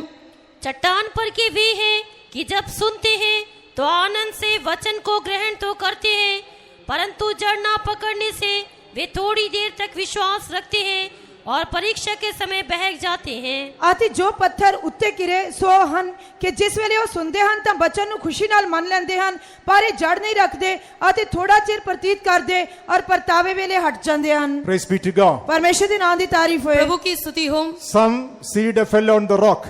ਕੁਝ ਬੀਜ ਜੋ ਪੱਥਰ ਉੱਤੇ ਡਿੱਗੇ। कुछ बीज चट्टान में गिरे। Our heart is, if it is a rock, we will not be able to produce the fruit of the seed. ਜੇਕਰ ਸਾਡਾ ਦਿਲ ਪੱਥਰ ਦੀ ਤਰ੍ਹਾਂ ਹੋਏਗਾ ਤਾਂ ਅਸੀਂ ਬੀਜ ਦਾ ਫਲ ਪੈਦਾ ਕਰਨ ਦੇ ਯੋਗ ਨਹੀਂ ਹੋਵਾਂਗੇ। यदि हमारा हृदय चट्टान के समान होगा तो हम उस बीज के फल को दे नहीं सकेंगे। Once upon a time, our hearts were like rock, stones. ਇੱਕ ਸਮਾਂ ਸੀ ਜਦ ਸਾਡਾ ਦਿਲ ਪੱਥਰ ਦੀ ਤਰ੍ਹਾਂ ਸੀ। एक समय में हमारा हृदय पत्थर के समान था। When we got saved, God gave us a heart of flesh. ਜਦ ਅਸੀਂ ਮੁਕਤੀ ਪ੍ਰਾਪਤ ਕੀਤੀ ਤਾਂ ਪਰਮੇਸ਼ਰ ਨੇ ਸਾਨੂੰ ਮਾਂਸ ਦਾ ਦਿਲ ਦਿੱਤਾ। लेकिन जब हमने उद्धार पाया परमेश्वर ने हमको मांस का हृदय We दिया। shouldn't allow our heart to be hardened by any means. ਸਾਨੂੰ ਆਪਣੇ ਦਿਲ ਨੂੰ ਕਿਸੇ ਵੀ ਤਰੀਕੇ ਨਾਲ ਸਖਤ ਹੋਣ ਦੀ ਇਜਾਜ਼ਤ ਨਹੀਂ ਦੇਣੀ हम ਚਾਹੀਦੀ। अपने हृदय को किसी भी रीति से कठोर होने के लिए जगह नहीं देना If चाहिए। our heart is hardened, even this morning, God is sending His word, which is a hammer to break our rocky heart. ਜੇਕਰ ਸਾਡਾ ਦਿਲ ਸਖਤ ਹੈ ਤਾਂ ਸਵੇਰ ਦੇ ਸਮੇਂ ਪਰਮੇਸ਼ਰ ਆਪਣੇ ਵਚਨ ਨੂੰ ਸਾਡੇ ਪਥਰੀਲੀ ਦਿਲ ਨੂੰ ਤੋੜਨ ਦੇ ਲਈ ਭੇਜ ਰਿਹਾ ਹੈ। यदि आपका हृदय कठोर है तो आज सुबह के समय में परमेश्वर अपना वचन जो हथौड़ी है भेज रहा है ताकि आपके कठोर हृदय को तोड़ दे। To soften our heart and to fill us with His love, so that the seed will be able to take a deep root in our life. ਸਾਡੇ ਦਿਲ ਨੂੰ ਨਰਮ ਕਰਨ ਦੇ ਲਈ ਤਾਂ ਕਿ ਪਰਮੇਸ਼ਰ ਦੇ ਪ੍ਰੇਮ ਦੇ ਨਾਲ ਭਰ ਜਾਏ ਅਤੇ ਪਤਾ ਕਿ ਪਰਮੇਸ਼ਰ ਦਾ ਬੀਜ ਉਸ ਵਿੱਚ ਫਲ ਲਿਆ ਸਕੇ। वो हमारे हृदय को नरम कर रहा है ताकि वो बीज जो परमेश्वर का प्रेम है हमारे हृदय में जड़ पकड़े। Praise be to God. ਪਰਮੇਸ਼ਰ ਦੇ ਨਾਮ ਦੀ ਤਾਰੀਫ ਹੋਏ। प्रभु की स्तुति हो। The third aspect of this parable, we find some seed fell among the thorns. ਅਤੇ ਇਸ ਦ੍ਰਿਸ਼ਟਾਂਤ ਦਾ ਤੀਜਾ ਜੋ ਪਹਿਲੂ ਹੈ ਉਹ ਉਸਦੇ ਕੁਝ ਬੀਜ ਜੋ ਹਨ ਕੰਡਿਆਲਿਆਂ ਦੇ ਵਿੱਚ ਜਾ ਡਿੱਗੇ। इस दृष्टांत का तीसरा पहलू है कि कुछ बीज झाड़ियों में गिरे। What do these thorns show? ਇਹ ਕੰਡਿਆਲੇ ਕਿਸ ਚੀਜ਼ ਨੂੰ ਦਿਖਾਉਂਦੇ ये ਹਨ? झाड़ियां किसको प्रकट करता है? Chaos and riches and pleasures of this life. ਇਸ ਜੀਵਨ ਦੀਆਂ ਦੁੱਖ ਚਿੰਤਾਵਾਂ ਅਤੇ ਫਿਕਰਾਂ ਨੂੰ ਦਿਖਾਉਂਦੇ ਹਨ। ये इस जीवन की चिंता और धन जीवन के सुख विलास को दर्शाता Cares है। and riches and pleasures of this life. ਇਹ ਇਸ ਜੀਵਨ ਦੀਆਂ ਚਿੰਤਾ ਮਾਇਆ ਅਤੇ ਭੋਗ ਵਿਲਾਸ ਨੂੰ ਦਿਖਾਉਂਦੇ ਹਨ। ये इस जीवन की चिंता धन और सुख विलास को दर्शाता है। We shouldn't be carrying our own case. ਸਾਨੂੰ ਆਪ ਆਪਣੀਆਂ ਚਿੰਤਾਵਾਂ ਨਹੀਂ ਉਠਾਣੀਆਂ ਚਾਹੀਦੀਆਂ। हम अपनी ही चिंता को उठाना नहीं चाहिए। That is why St. Paul says, casting all our care upon him, for he cares for you.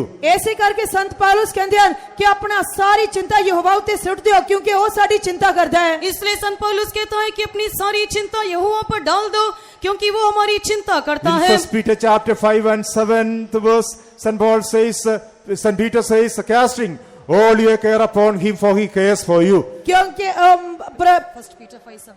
1 Peter 5:7. ਪਹਿਲਾ ਪਤਰਸ 5ਵਾਂ ਅਧਿਆਇ 7ਵੇਂ ਵਚਨ ਦੇ ਵਿੱਚ ਉਹ ਕਹਿੰਦਾ ਕਿ ਆਪਣੀ ਸਾਰੀ ਚਿੰਤਾ ਯਹੋਵਾ ਦੇ ਉੱਤੇ ਸੁੱਟ ਦੇ ਕਿਉਂਕਿ ਉਹ ਤੇਰੀ ਚਿੰਤਾ ਕਰਦਾ ਹੈ। पहले पत्रस की पत्री 5वां अध्याय का 7वां वचन में संत पत्रस कहता है और अपनी सारी चिंता उसी पर डाल दो क्योंकि उसको तुम्हारा ध्यान है। Psalm 52 verse 22. Psalmist says, cast your burden upon the Lord and he shall sustain thee. 52 ਜ਼ਬੂਰ ਉਸਦੇ 22 ਵਚਨ ਦੇ ਵਿੱਚ ਜ਼ਬੂਰ ਲਿਖਣ ਵਾਲਾ ਕਹਿੰਦਾ ਹੈ ਆਪਣਾ ਸਾਰਾ ਬੋਝ ਯਹੋਵਾ ਉੱਤੇ ਸੁੱਟ ਦੇ ਉਹ ਤੈਨੂੰ ਸੰਭਾਲੇਗਾ। में भजन संहिता के 22वें वचन में भजन संहिता वाला कहता है कि अपनी सारी चिंता उस पर डाल दो वो आपका चिंता करेगा। These cares and burdens are like thorns in our life. ਇਹਨਾਂ ਦਿਨਾਂ ਦੇ ਵਿੱਚ ਸਾਡੇ ਬੋਝ ਸਾਡੇ ਜੀਵਨ ਦੇ ਵਿੱਚ ਕੰਡਿਆਂ ਦੀ ਤਰ੍ਹਾਂ ਹਨ। और ये सारी चिंताएं हमारे जीवन में झाड़ियों के समान हैं। Secondly, riches of this world, they are like thorns. ਅਤੇ ਦੂਜਾ ਇਹ ਸੰਸਾਰ ਦੀ ਮਾਇਆ ਕੰਡਿਆਂ ਦੀ ਤਰ੍ਹਾਂ ਹੈ। हम देखते हैं कि संसार का धन हमारे जीवन में झाड़ियों के समान है। Thirdly, pleasures of this life, they are thorns of our spiritual life. ਅਤੇ ਤੀਜਾ ਇਸ ਜੀਵਨ ਦਾ ਭੋਗ ਵਿਲਾਸ ਸਾਡੇ ਆਤਮਿਕ ਜੀਵਨ ਦੇ ਲਈ ਕੰਡਿਆਂ ਦੀ ਤਰ੍ਹਾਂ ਹਨ। और तीसरा जीवन का जो सुख विलास है हमारे आत्मिक जीवन की झाड़ियां हैं। If we are to be fruitful and be prepared for the coming of the Lord, ਜੇਕਰ ਅਸੀਂ ਫਲਦਾਇਕ ਬਣਨਾ ਹੈ ਤੇ ਪ੍ਰਭੂ ਦੀ ਆਮਦ ਦੇ ਲਈ ਤਿਆਰ ਹੋਣਾ ਹੈ, यदि आपको फलदायक बनना है प्रभु के आगमन के लिए तैयार होना है तो we should be burdened and careful about all the burdens that we have. ਇਸ ਕਰਕੇ ਸਾਨੂੰ ਉਹਨਾਂ ਸਾਰੇ ਬੋਝਾਂ ਦੇ ਪ੍ਰਤੀ ਜੋ ਸਾਡੇ ਅੰਦਰ ਹਨ ਧਿਆਨਪੂਰਵਕ ਰਹਿਣਾ ਚਾਹੀਦਾ ਹੈ। आपके जीवन में जो भी चिंताएं दिखाई देती हैं उसके बारे में आप बहुत ही सावधान रहना चाहिए। Not to put our trust in the uncertain riches. ਸਾਨੂੰ ਇਸ ਅਸਥਾਈ ਮਾਇਆ ਦੇ ਉੱਤੇ ਭਰੋਸਾ ਨਹੀਂ ਰੱਖਣਾ ਚਾਹੀਦਾ ਹੈ। इस अधर्म की मजदूरी के बारे में हम भरोसा नहीं रखना चाहिए। Not to go after the pleasures of this life. ਇਸ ਜੀਵਨ ਦੇ ਭੋਗ ਵਿਲਾਸ ਦੇ ਪਿੱਛੇ ਨਹੀਂ ਜਾਣਾ ਚਾਹੀਦਾ। इस जीवन के सुख विलास के पीछे नहीं जाना We चाहिए। must retain the word of God in our heart and bring forth fruit for the glory of God. ਸਾਨੂੰ ਆਪਣੇ ਦਿਲ ਵਿੱਚ ਪਰਮੇਸ਼ਰ ਦੇ ਵਚਨ ਨੂੰ ਜਮਾ ਕਰਕੇ ਪਰਮੇਸ਼ਰ ਦੀ ਮਹਿਮਾ ਦੇ ਲਈ ਫਲ ਲਿਆਉਣੇ ਚਾਹੀਦੇ हम ਹਨ। परमेश्वर के वचन को अपने हृदय में जमा करते हुए प्रभु के नाम की महिमा के लिए फल देना चाहिए। And the fourth aspect of this parable, ਅਤੇ ਇਸ ਦ੍ਰਿਸ਼ਟਾਂਤ ਦਾ ਚੌਥਾ ਪਹਿਲੂ और इस दृष्टांत का चौथा पहलू, some fell on the good ground. ਅਤੇ ਕੁਝ ਚੰਗੀ ਉਪਜਾਊ ਜ਼ਮੀਨ ਵਿੱਚ ਡਿੱਗੇ। कुछ अच्छी भूमि पर गिर गए। This good ground speaks about our heart, where we are able to produce fruit with patience. ਇਹ ਚੰਗੀ ਜ਼ਮੀਨ ਸਾਡੇ ਦਿਲ ਨੂੰ ਦਿਖਾਉਂਦੀ ਹੈ ਜੋ ਅਸੀਂ ਸਬਰ ਜਾਂ ਧੀਰਜ ਦੇ ਨਾਲ ਫਲ ਦੇ ਸਕਦੇ ਹਾਂ। ये अच्छी भूमि हमारे हृदय जो धीरज के साथ फल ले आता है उसको प्रकट करता है। Honest heart. Honest heart. बहुत ही उत्सुक दिल, एक खरा हृदय, Sensitive heart. बहुत ही जज्बाती दिल, संवेदनशील हृदय, Soft heart. बहुत ही नरम दिल, एक नरम हृदय, Fleshy heart. मांसदा दिल, मांस का हृदय, Heart filled with gratitude. शुक्रगुजारी ਨਾਲ ਭਰਿਆ ਹੋਇਆ ਦਿਲ, शुक्रगुजारी से भरा हुआ हृदय, Heart filled with love of God. ਪਰਮੇਸ਼ਰ ਦੇ ਪ੍ਰੇਮ ਨਾਲ ਭਰਿਆ ਹੋਇਆ ਦਿਲ। परमेश्वर के प्रेम से भरा हुआ हृदय। In such a good ground, this seed is able to take a deep root and produce a fruit for the glory of God. ਅਜਿਹੀ ਚੰਗੀ ਜ਼ਮੀਨ ਦੇ ਵਿੱਚ ਬੀਜ ਜੜ ਪਕੜ ਸਕਦਾ ਹੈ ਅਤੇ ਪਰਮੇਸ਼ਰ ਦੀ ਮਹਿਮਾ ਦੇ ਲਈ ਫਲ ਲਿਆ ਸਕਦਾ ਹੈ। इस प्रकार के हृदय में वो बीज जड़ पकड़ सकता है और परमेश्वर के नाम की महिमा के लिए फल दे सकता May the है। dear Lord help us to preserve our heart like a good ground so that we will be able to produce a fruit for the glory of God. ਪਰਮੇਸ਼ਰ ਸਾਨੂੰ ਆਪਣੇ ਦਿਲ ਨੂੰ ਇੱਕ ਚੰਗੀ ਜ਼ਮੀਨ ਦੀ ਤਰ੍ਹਾਂ ਸੰਭਾਲਣ ਦੀ ਸਹਾਇਤਾ ਕਰਨਾ ਚਾਹੀਦਾ ਹੈ ਤਾਂ ਕਿ ਅਸੀਂ ਪਰਮੇਸ਼ਰ ਦੀ ਮਹਿਮਾ ਦੇ ਲਈ ਚੰਗਾ ਫਲ ਲਿਆ ਸਕੀਏ। परमेश्वर हमारे हृदय को अच्छी भूमि के साथ समय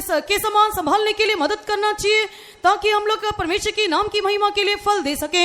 They that sow in tears shall reap in joy. ਉਹ ਜਿਹੜੇ ਹੰਝੂਆਂ ਨਾਲ ਬੀਜਦੇ ਹਨ ਉਹ ਜੈਕਾਰਿਆਂ ਨਾਲ ਵੱਢਣਗੇ। जो आंसू बहाते हुए बोते हुए जय जयकार करते हुए लवने पाएंगे। Praise be to God. ਪਰਮੇਸ਼ਰ ਦੇ ਨਾਮ ਦੀ ਮਹਿਮਾ ਹੋਏ। प्रभु की स्तुति हो। When we look at the harvest, ਜਦ ਅਸੀਂ ਵਾਢੀ ਨੂੰ ਦੇਖਦੇ ਹਾਂ जब हम कटनी के बारे में देखते हैं, harvest also can be divided into 4 aspects. ਵਾਢੀ ਵੀ 4 ਪਹਿਲੂਆਂ ਦੇ ਵਿੱਚ ਵੰਡੀ ਜਾ ਸਕਦੀ ਹੈ। कटनी भी 4 पहलू में विभाजित की जा सकती है। When we read the book of Leviticus chapter 23, ਜਦ ਅਸੀਂ ਲੇਵੀਆਂ ਦੀ ਪੁਸਤਕ 23 ਅਧਿਆਇ ਪੜ੍ਹਦੇ ਹਾਂ, लेवी व्यवस्था 23वां अध्याय जब हम पढ़ते हैं, Leviticus chapter 23 and verse 10, it is mentioned about the first aspect of the harvest. ਲੇਵੀਆਂ ਦੀ ਪੁਸਤਕ 23 ਅਧਿਆਇ ਉਸ ਦੇ 10 ਵਚਨ ਦੇ ਵਿੱਚ ਦਿਲ ਦੇ ਪਹਿਲੂ ਦੇ ਬਾਰੇ ਦੱਸਿਆ ਗਿਆ ਹੈ। लेवी व्यवस्था 23वां अध्याय के 10वें वचन में कटनी के 4 पहलू में से पहले पहलू के बारे में लिखा गया है।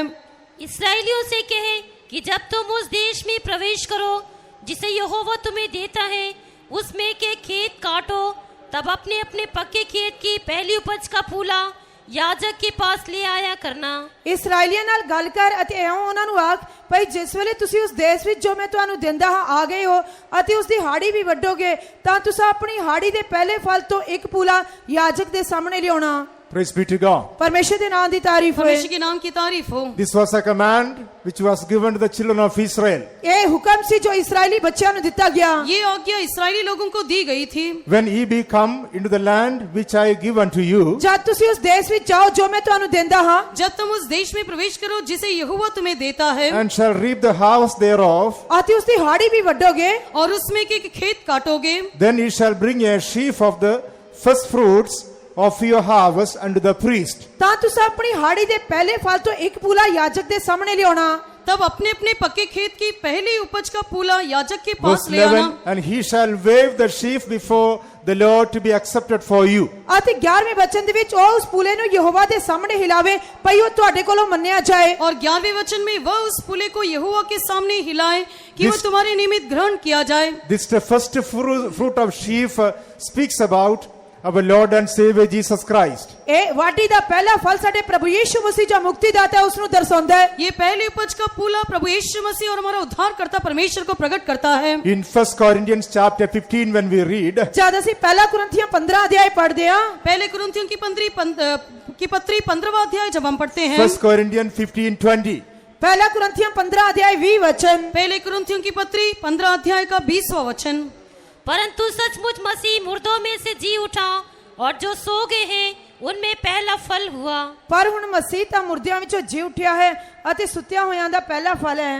Christ is risen from the dead and become the first fruits of them that slept. ਮਸੀਹ ਤਾਂ ਮੁਰਦਿਆਂ ਵਿੱਚੋਂ ਜੀ ਉੱਠਿਆ ਹੈ ਅਤੇ ਸੁੱਤਿਆਂ ਹੋਇਆਂ ਦਾ ਪਹਿਲਾ ਫਲ ਹੈ। सचमुच मसीह मुर्दों में से जी उठा और जो सो गए हैं उनमें पहला फल हुआ। That sheaf was brought to the priest as it was. ਇਹ ਪੂਲਾ ਜਦ ਭਰੀ ਜੋ ਸੀ ਉਸੇ ਤਰ੍ਹਾਂ ਯਾਜਕ ਦੇ ਸਾਹਮਣੇ ਲਿਆਂਦੀ ਗਈ। ये फूला जो था जैसा था वैसे ही याजक के पास ले आया गया। No husking or pounding or powdering or baking was necessary for that sheaf to be accepted by the Lord. ਅਤੇ ਉਸ ਪੂਲੇ ਨੂੰ ਯਹੋਵਾ ਦੇ ਲਈ ਅਲੱਗ ਕਰਨ ਦੇ ਲਈ ਉਸ ਨੂੰ ਝਾੜਨਾ ਕੁੱਟਣਾ ਜ਼ਰੂਰੀ ਹੈ। और उस फूला को याजक ले आकर प्रभु के ग्रहण योग्य बनाने के लिए उसको कूटना और पाउडर करना मुख्य था। That sheaf was brought to the priest as it was, and he waved in the presence of God, and it was accepted by God. ਅਤੇ ਉਹ ਪੂਲਾ ਯਾਜਕ ਦੇ ਸਾਹਮਣੇ ਜਿਸ ਤਰ੍ਹਾਂ ਸੀ ਉਸੇ ਤਰ੍ਹਾਂ ਲਿਆਂਦਾ ਗਿਆ ਅਤੇ ਯਾਜਕ ਨੇ ਪੂਲੇ ਨੂੰ ਯਹੋਵਾ ਦੇ ਸਾਹਮਣੇ ਹਿਲਾਇਆ ਤਾਂ ਕਿ ਇਹ स्वीकार ਕੀਤਾ ਜਾਏ। हम देखते हैं कि पहले उपज का वो फूला जैसा था वैसा ही याजक के पास ले आया गया और उस याजक ने यहोवा के सामने हिलाया और वो ग्रहण योग्य बन गया। No husking or pounding or powdering or baking was necessary for that sheaf to be accepted by the Lord. ਉਹ ਪੂਲਾ ਪਰਮੇਸ਼ਰ ਦੇ ਅੱਗੇ स्वीकार ਕੀਤੇ ਜਾਣ ਦੇ ਲਈ ਉਸ ਦਾ ਛਿਲਕਾ ਉਤਾਰਨਾ ਜਾਂ ਉਸ ਨੂੰ ਝਾੜਨਾ ਜਾਂ ਉਸ ਦਾ ਕੁੱਟਣਾ ਕੋਈ ਵੀ ਜ਼ਰੂਰੀ ਨਹੀਂ ਸੀ। ये फूला परमेश्वर के सामने ग्रहण योग्य बनने के लिए उसके छिलके को उतारना नहीं तो उसको कूटना उसको पकाने की जरूरत नहीं थी।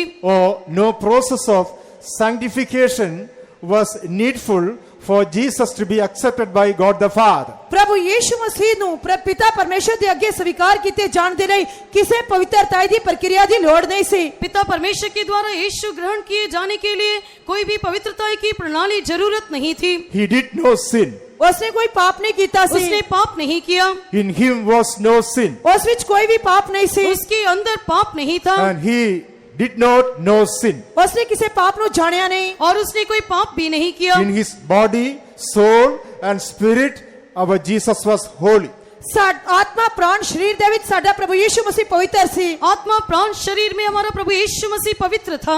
No process of sanctification was needful for Jesus to be accepted by God the Father. ਪ੍ਰਭੂ ਯੀਸ਼ੂ ਮਸੀਹ ਪਿਤਾ ਪਰਮੇਸ਼ਰ ਦੇ ਵੱਲੋਂ ਸਵੀਕਾਰ ਕੀਤੇ ਜਾਣ ਦੇ ਲਈ ਉਸ ਦੇ ਅੰਦਰ ਪਵਿੱਤਰਤਾ ਦੀ ਕਿਸੇ ਪ੍ਰਕਿਰਿਆ ਦੀ ਜ਼ਰੂਰਤ नहीं सी। प्रभु यीशु मसीह पिता के द्वारा ग्रहण किए जाने के लिए प्रभु यीशु मसीह के जीवन में पवित्रता की प्रणाली की जरूरत नहीं थी। But Jesus took our sin upon himself and died on the cross of Calvary for us. ਪਰ ਪ੍ਰਭੂ ਯੀਸ਼ੂ ਮਸੀਹ ਨੇ ਸਾਡੇ ਪਾਪਾਂ ਨੂੰ ਆਪਣੇ ਉੱਤੇ ਚੁੱਕਿਆ ਅਤੇ ਸਾਡੀ ਖਾਤਰ ਕਲਵਰੀ क्रूस ਦੇ ਉੱਤੇ ਮਰ ਗਿਆ। लेकिन प्रभु यीशु मसीह ने हमारे पापों को अपने ऊपर उठाते हुए कलवरी क्रूस पर मर गया। And he became the first fruit of them that slept. ਅਤੇ ਉਹ ਸੁੱਤਿਆਂ ਹੋਇਆਂ ਦੇ ਵਿੱਚੋਂ ਪਹਿਲਾ ਫਲ ਬਣਿਆ। और वो सोए हुए में से पहला फल बन गया। Jesus was harvested. प्रभु यीशु मसीह वाडी है। प्रभु यीशु मसीह कटनी है। This is the first aspect of this harvest. वो इस वाडी का पहला पहलू है। ये इस कटनी का पहला पहलू है। Jesus was reaped as the first sheaf. प्रभु यीशु मसीह पहले पूले दे रूप विच वड्या गया। प्रभु यीशु मसीह पहला पूला होकर काटा गया। He became the first fruit of them that slept. वो सुत्या होया दे विचों पहला फल बनया। वो सोए हुए में से पहला फल बन गया। He died for your sins and my sins. वो तुहाडे ते मेरे पापां दी खातिर मरया। वो आपके और मेरे पापों की खातिर मरा। He was buried according to the scriptures. वो परमेश्वर के वचन के अनुसार दफनाया गया। शास्त्र के अनुसार वो गाड़ा गया। On the third day, breaking all the powers of death and darkness, our Jesus was resurrected. आते तीजे दिन हनेरे ते मौत दी शक्ति नु तोड़दे हुए साडा प्रभु यीशु मसीह जी उठया। और तीसरा दिन सारे अंधकार और मृत्यु की शक्ति के ऊपर जय पाकर वो जी उठा। He became the first sheaf or the first fruit. वो पहले फल दे विचों पहला पूला बनया। वो पहली उपज का पहला पूला बन गया। Praise be to God. परमेश्वर के नाम दी तारीफ होए। परमेश्वर के नाम की तारीफ हो। When we look at the second aspect of this harvest, जद ਅਸੀਂ इस वाडी दे दूजे पहलू नु देखदे हां, जब इस कटनी के दूसरे पहलू को देखते हैं, the Gospel of St. Matthew chapter 9, when we read, जद ਅਸੀਂ मत्ती दी इंजील 9वां अध्याय पढ़दे हां, मत्ती रचित सुसमाचार के 9वें अध्याय में जब हम पढ़ते हैं, Matthew chapter 9 and verse 37. मत्ती दी इंजील 9वां अध्याय 37 वचन। मत्ती रचित सुसमाचार 9वें अध्याय का 37वां वचन।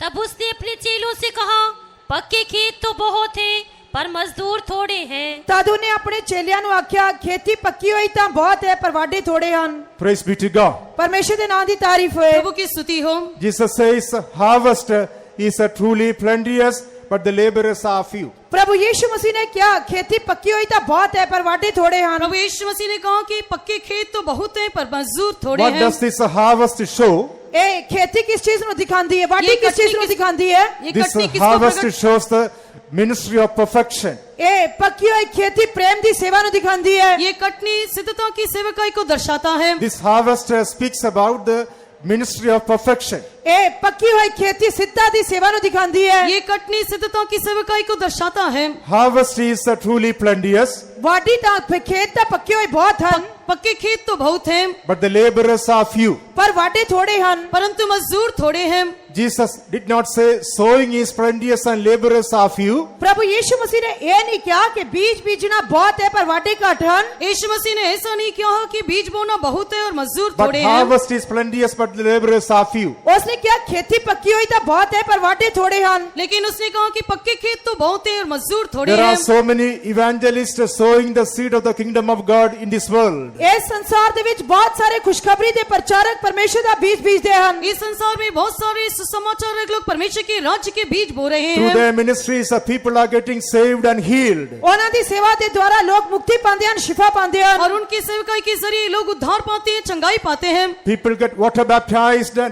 filled with the Holy Ghost. लोग पवित्र आत्मा दा बपतिस्मा भी प्राप्त करते हैं, पानी दा बपतिस्मा लेंदे हन। लोग पानी का बपतिस्मा लेते हैं और पवित्र आत्मा प्राप्त करते हैं। But Jesus said, harvest is plenteous, पर प्रभु यीशु मसीह ने क्या खेती पक्की हुई तो बहुत लेकिन है यीशु ने कहा कि कटनी बहुत but the है laborers are few. पर वाटे थोड़े हन। परंतु मजदूर कम है। There are servants of God needed to do the ministry of perfection. सिद्धा दी सेवा करन दे लई परमेश्वर दे सेवक चाहिए हन। सिद्धता की सेवकाई करने के लिए परमेश्वर के सेवकों की जरूरत है। Where is the harvest taking place?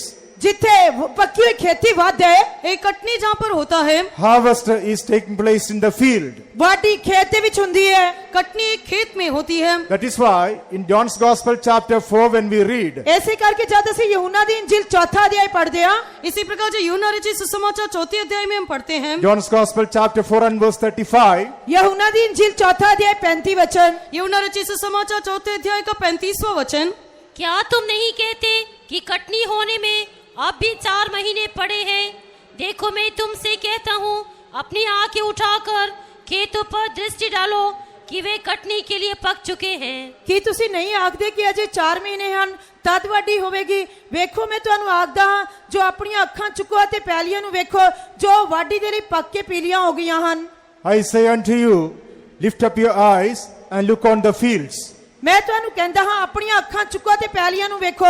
देखो मैं तुमसे कहता हूँ, अपनी आंखें उठाकर खेतों पर दृष्टि For they डालो। are white, already to harvest. ਉਹ ਪਹਿਲਾਂ ਹੀ ਵਾਢੀ ਦੇ ਲਈ ਪੱਕ ਕੇ ਪੀਲੀਆਂ ਹੋ कि ਗਈਆਂ ਹਨ। वे कटनी के लिए पक चुके हैं। Harvest is taking place in the field. ਵਾਢੀ ਖੇਤ ਦੇ ਵਿੱਚ ਹੁੰਦੀ ਹੈ। कटनी खेतों में होती है।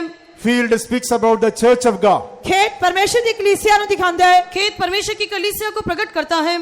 In the church of God, the ministry of perfection is going on. ਪਰਮੇਸ਼ਰ ਦੀ ਕਲੀਸਿਆ ਦੇ ਵਿੱਚ ਸਿੱਧਤਾ ਦੀ ਸੇਵਾ ਚੱਲ ਰਹੀ ਹੈ। परमेश्वर की कलीसिया में सिद्धता की सेवकाई चल रही है। When Jesus comes in glory, ਜਦ ਪ੍ਰਭੂ ਯੀਸ਼ੂ ਮਸੀਹ ਮਹਿਮਾ ਵਿੱਚ ਆਉਣਗੇ, जब प्रभु यीशु मसीह महिमा में प्रकट होगा, the perfected church is going to be harvested. ਸਿੱਧ ਕੀਤੀ ਹੋਈ ਕਲੀਸਿਆ ਦੀ ਵਾਢੀ ਹੋਏਗੀ। सिद्ध की हुई कलीसिया की कटनी होगी। The perfected saints are going to be raptured from the church. ਸਿੱਧ ਕੀਤੇ ਹੋਏ ਸੰਤ ਕਲੀਸਿਆ ਦੇ ਵਿੱਚੋਂ ਉਠਾਏ ਜਾਣਗੇ। कलीसिया में से सिद्ध किए हुए संत लोग उठा लिए जाएंगे। Harvest is truly plenteous, ਪੱਕੀ ਹੋਈ ਖੇਤੀ ਤਾਂ ਬਹੁਤ ਹੈ, पक्के खेत तो बहुत हैं, but the laborers are few. ਪਰ ਵਾਢੇ ਥੋੜੇ ਹਨ। परंतु मजदूर थोड़े हैं। Yes, beloved ones, if you have got a calling to serve God in the full-time consecrated ministry, don't be reluctant to surrender your life. ਇਸ ਕਰਕੇ ਪਿਆਰਿਓ, ਜੇਕਰ ਤੁਹਾਨੂੰ ਇਹ ਤਿਆਗ ਦੇ ਲਈ ਜੀਵਨ ਭਰ ਸੇਵਾ ਕਰਨ ਦੇ ਲਈ ਪਰਮੇਸ਼ਰ ਦਾ ਸੱਦਾ ਹੈ ਤਾਂ ਆਪਣੇ ਜੀਵਨ ਨੂੰ ਐਸੇ ਨਾ ਰੋਕੋ। इसलिए प्रिय लोगों, यदि परमेश्वर ने आपको इस पूरे समय की प्रतिष्ठित सेवा के लिए बुलाहट दिया है तो हिचकिचाना नहीं, लेकिन उसकी बुलाहट के लिए आवाज दे। St. Paul says that we may present every man perfect in Christ Jesus. ਸੰਤ ਪੌਲਸ ਕਹਿੰਦੇ ਹਨ ਤਾਂ ਕਿ ਅਸੀਂ ਹਰੇਕ ਮਨੁੱਖ ਨੂੰ ਮਸੀਹ ਵਿੱਚ ਸਿੱਧ ਕਰਕੇ ਉਸ ਦੇ ਅੱਗੇ ਪੇਸ਼ ਕਰੀਏ। संत पौलुस कहता है, हम हर एक जन को मसीह यीशु के सामने सिद्ध होकर प्रस्तुत करें। We are preaching and teaching and warning every man in Christ Jesus.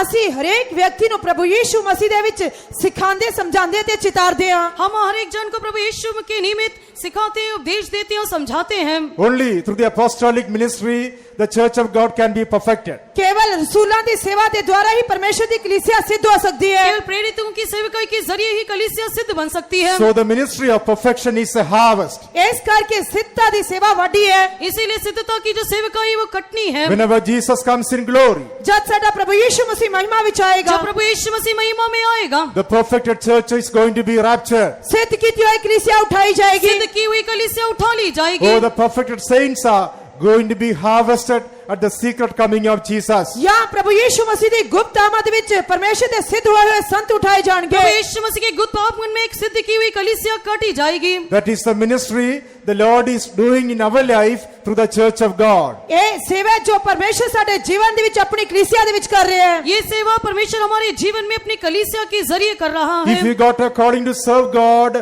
in the full-time consecrated ministry, ਜੇਕਰ ਤੁਹਾਨੂੰ ਤਿਆਗ ਵਾਲੀ ਜੀਵਨ ਪਰ ਪਰਮੇਸ਼ਰ ਦੀ ਸੇਵਾ ਕਰਨ ਦੇ ਲਈ ਸੱਦਾ ਹੈ ਤਾਂ यदि परमेश्वर ने आपको पूरे समय की प्रतिष्ठित सेवकाई के लिए बुलाहट दिया है तो don't be reluctant to surrender your life. ਤਾਂ ਆਪਣੇ ਜੀਵਨ ਨੂੰ ਅਰਪਣ ਕਰਨ ਦੇ ਲਈ ਢਿੱਲੇ ਨਾ ਹੋਵੋ। अपने जीवन को अर्पण करने के लिए हिचकिचाए ना। God who is calling you is faithful to keep you to the very end. ਪਰਮੇਸ਼ਰ ਜੋ ਤੁਹਾਨੂੰ ਸੱਦ ਰਿਹਾ ਹੈ ਉਹ ਤੁਹਾਨੂੰ ਅੰਤ ਤੱਕ ਸੰਭਾਲਣ ਦੇ ਲਈ ਵਫਾਦਾਰ ਹੈ। जो परमेश्वर आपको बुला रहा है वो आपको अंत तक संभालने के लिए विश्वास योग्य है। From the church of God, we feel of God, the church of God, the saints are going to be raptured. ਪਰਮੇਸ਼ਰ ਦੀ ਕਲੀਸਿਆ, ਪਰਮੇਸ਼ਰ ਦੇ ਖੇਤ ਦੇ ਵਿੱਚੋਂ ਪਰਮੇਸ਼ਰ ਦੇ ਸੰਤ ਉਠਾਏ ਜਾਣਗੇ। परमेश्वर की कलीसिया में परमेश्वर के खेत में सिद्ध किए हुए संत लोग उठा लिए जाएंगे। At the same time, we can see God is gathering perfected ones from here and there from the church of God.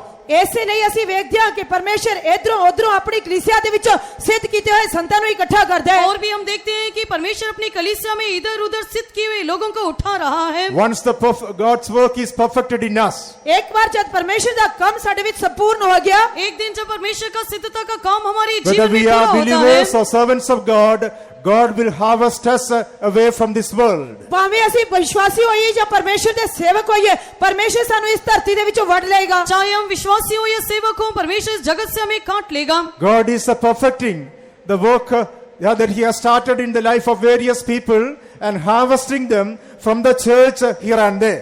ਪਰਮੇਸ਼ਰ ਬਹੁਤ ਸਾਰੇ ਲੋਕਾਂ ਦੇ ਵਿੱਚ ਆਪਣੇ ਸ਼ੁਰੂ ਕੀਤੇ ਹੋਏ ਕੰਮ ਨੂੰ ਸਿੱਧ ਕਰ ਰਿਹਾ ਹੈ ਅਤੇ ਉਹਨਾਂ ਨੂੰ ਆਪਣੀ ਕਲੀਸਿਆ ਦੇ ਵਿੱਚੋਂ ਵੱਢ ਰਿਹਾ ਹੈ। हम देखते हैं कि परमेश्वर ने जो अच्छा काम आरंभ किया है कई लोगों के जीवन में पूरा करते हुए उनको सिद्ध करते हुए इस जगत से उठा रहा है। Collectively, the church of God is going to be harvested at the coming of Jesus. ਅਤੇ ਇਸੇ ਕਰਕੇ ਪ੍ਰਭੂ ਯੀਸ਼ੂ ਮਸੀਹ ਦੀ ਆਮਦ ਦੇ ਵਿੱਚ ਪ੍ਰਭੂ ਯੀਸ਼ੂ ਮਸੀਹ ਦੀ ਕਲੀਸਿਆ ਦੀ ਵਾਢੀ ਹੋਏਗੀ। सामूहिक तौर से प्रभु यीशु मसीह के आगमन में कलीसिया की कटनी होगी।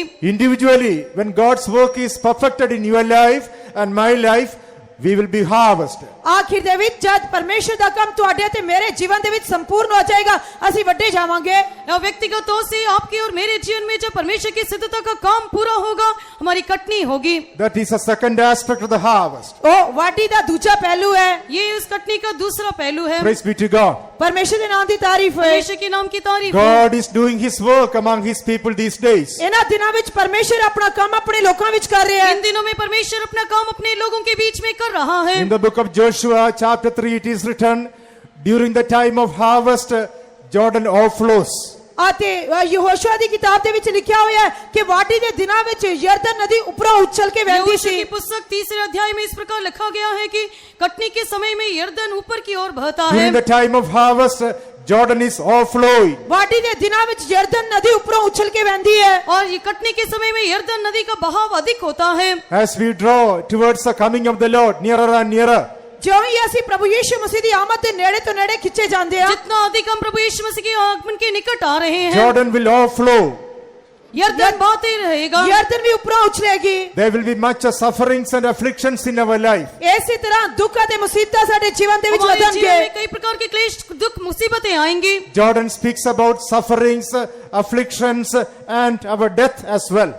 ਯਰਦਨ ਸਾਡੇ ਜੀਵਨ ਦੇ ਦੁੱਖ ਮੁਸੀਬਤਾਂ ਤੇ ਮੌਤ ਨੂੰ ਦਰਸਾਉਂਦੀ ਹੈ। यरदन हमारे जीवन में दुख मुसीबत और मृत्यु को भी दर्शाता है। When we reach towards our perfection, ਜਦ ਅਸੀਂ ਸਿੱਧਤਾ ਦੇ ਨੇੜੇ ਪਹੁੰਚ ਜਾਂਦੇ ਹਾਂ जब हम उस सिद्धता में पहुंचेंगे there will be much sufferings and afflictions that we have to go through. ਤਾਂ ਉਸ ਸਮੇਂ ਬਹੁਤ ਸਾਰੇ ਦੁੱਖ ਅਤੇ ਕਲੇਸ਼ ਮੁਸੀਬਤਾਂ ਹੋਣਗੀਆਂ ਜਿਨ੍ਹਾਂ ਵਿੱਚੋਂ ਅਸੀਂ ਲੰਘਣਾ ਹੈ। उस समय में कई प्रकार के क्लेश दुखों में सामना करना पड़ेगा। But one thing we can make it sure.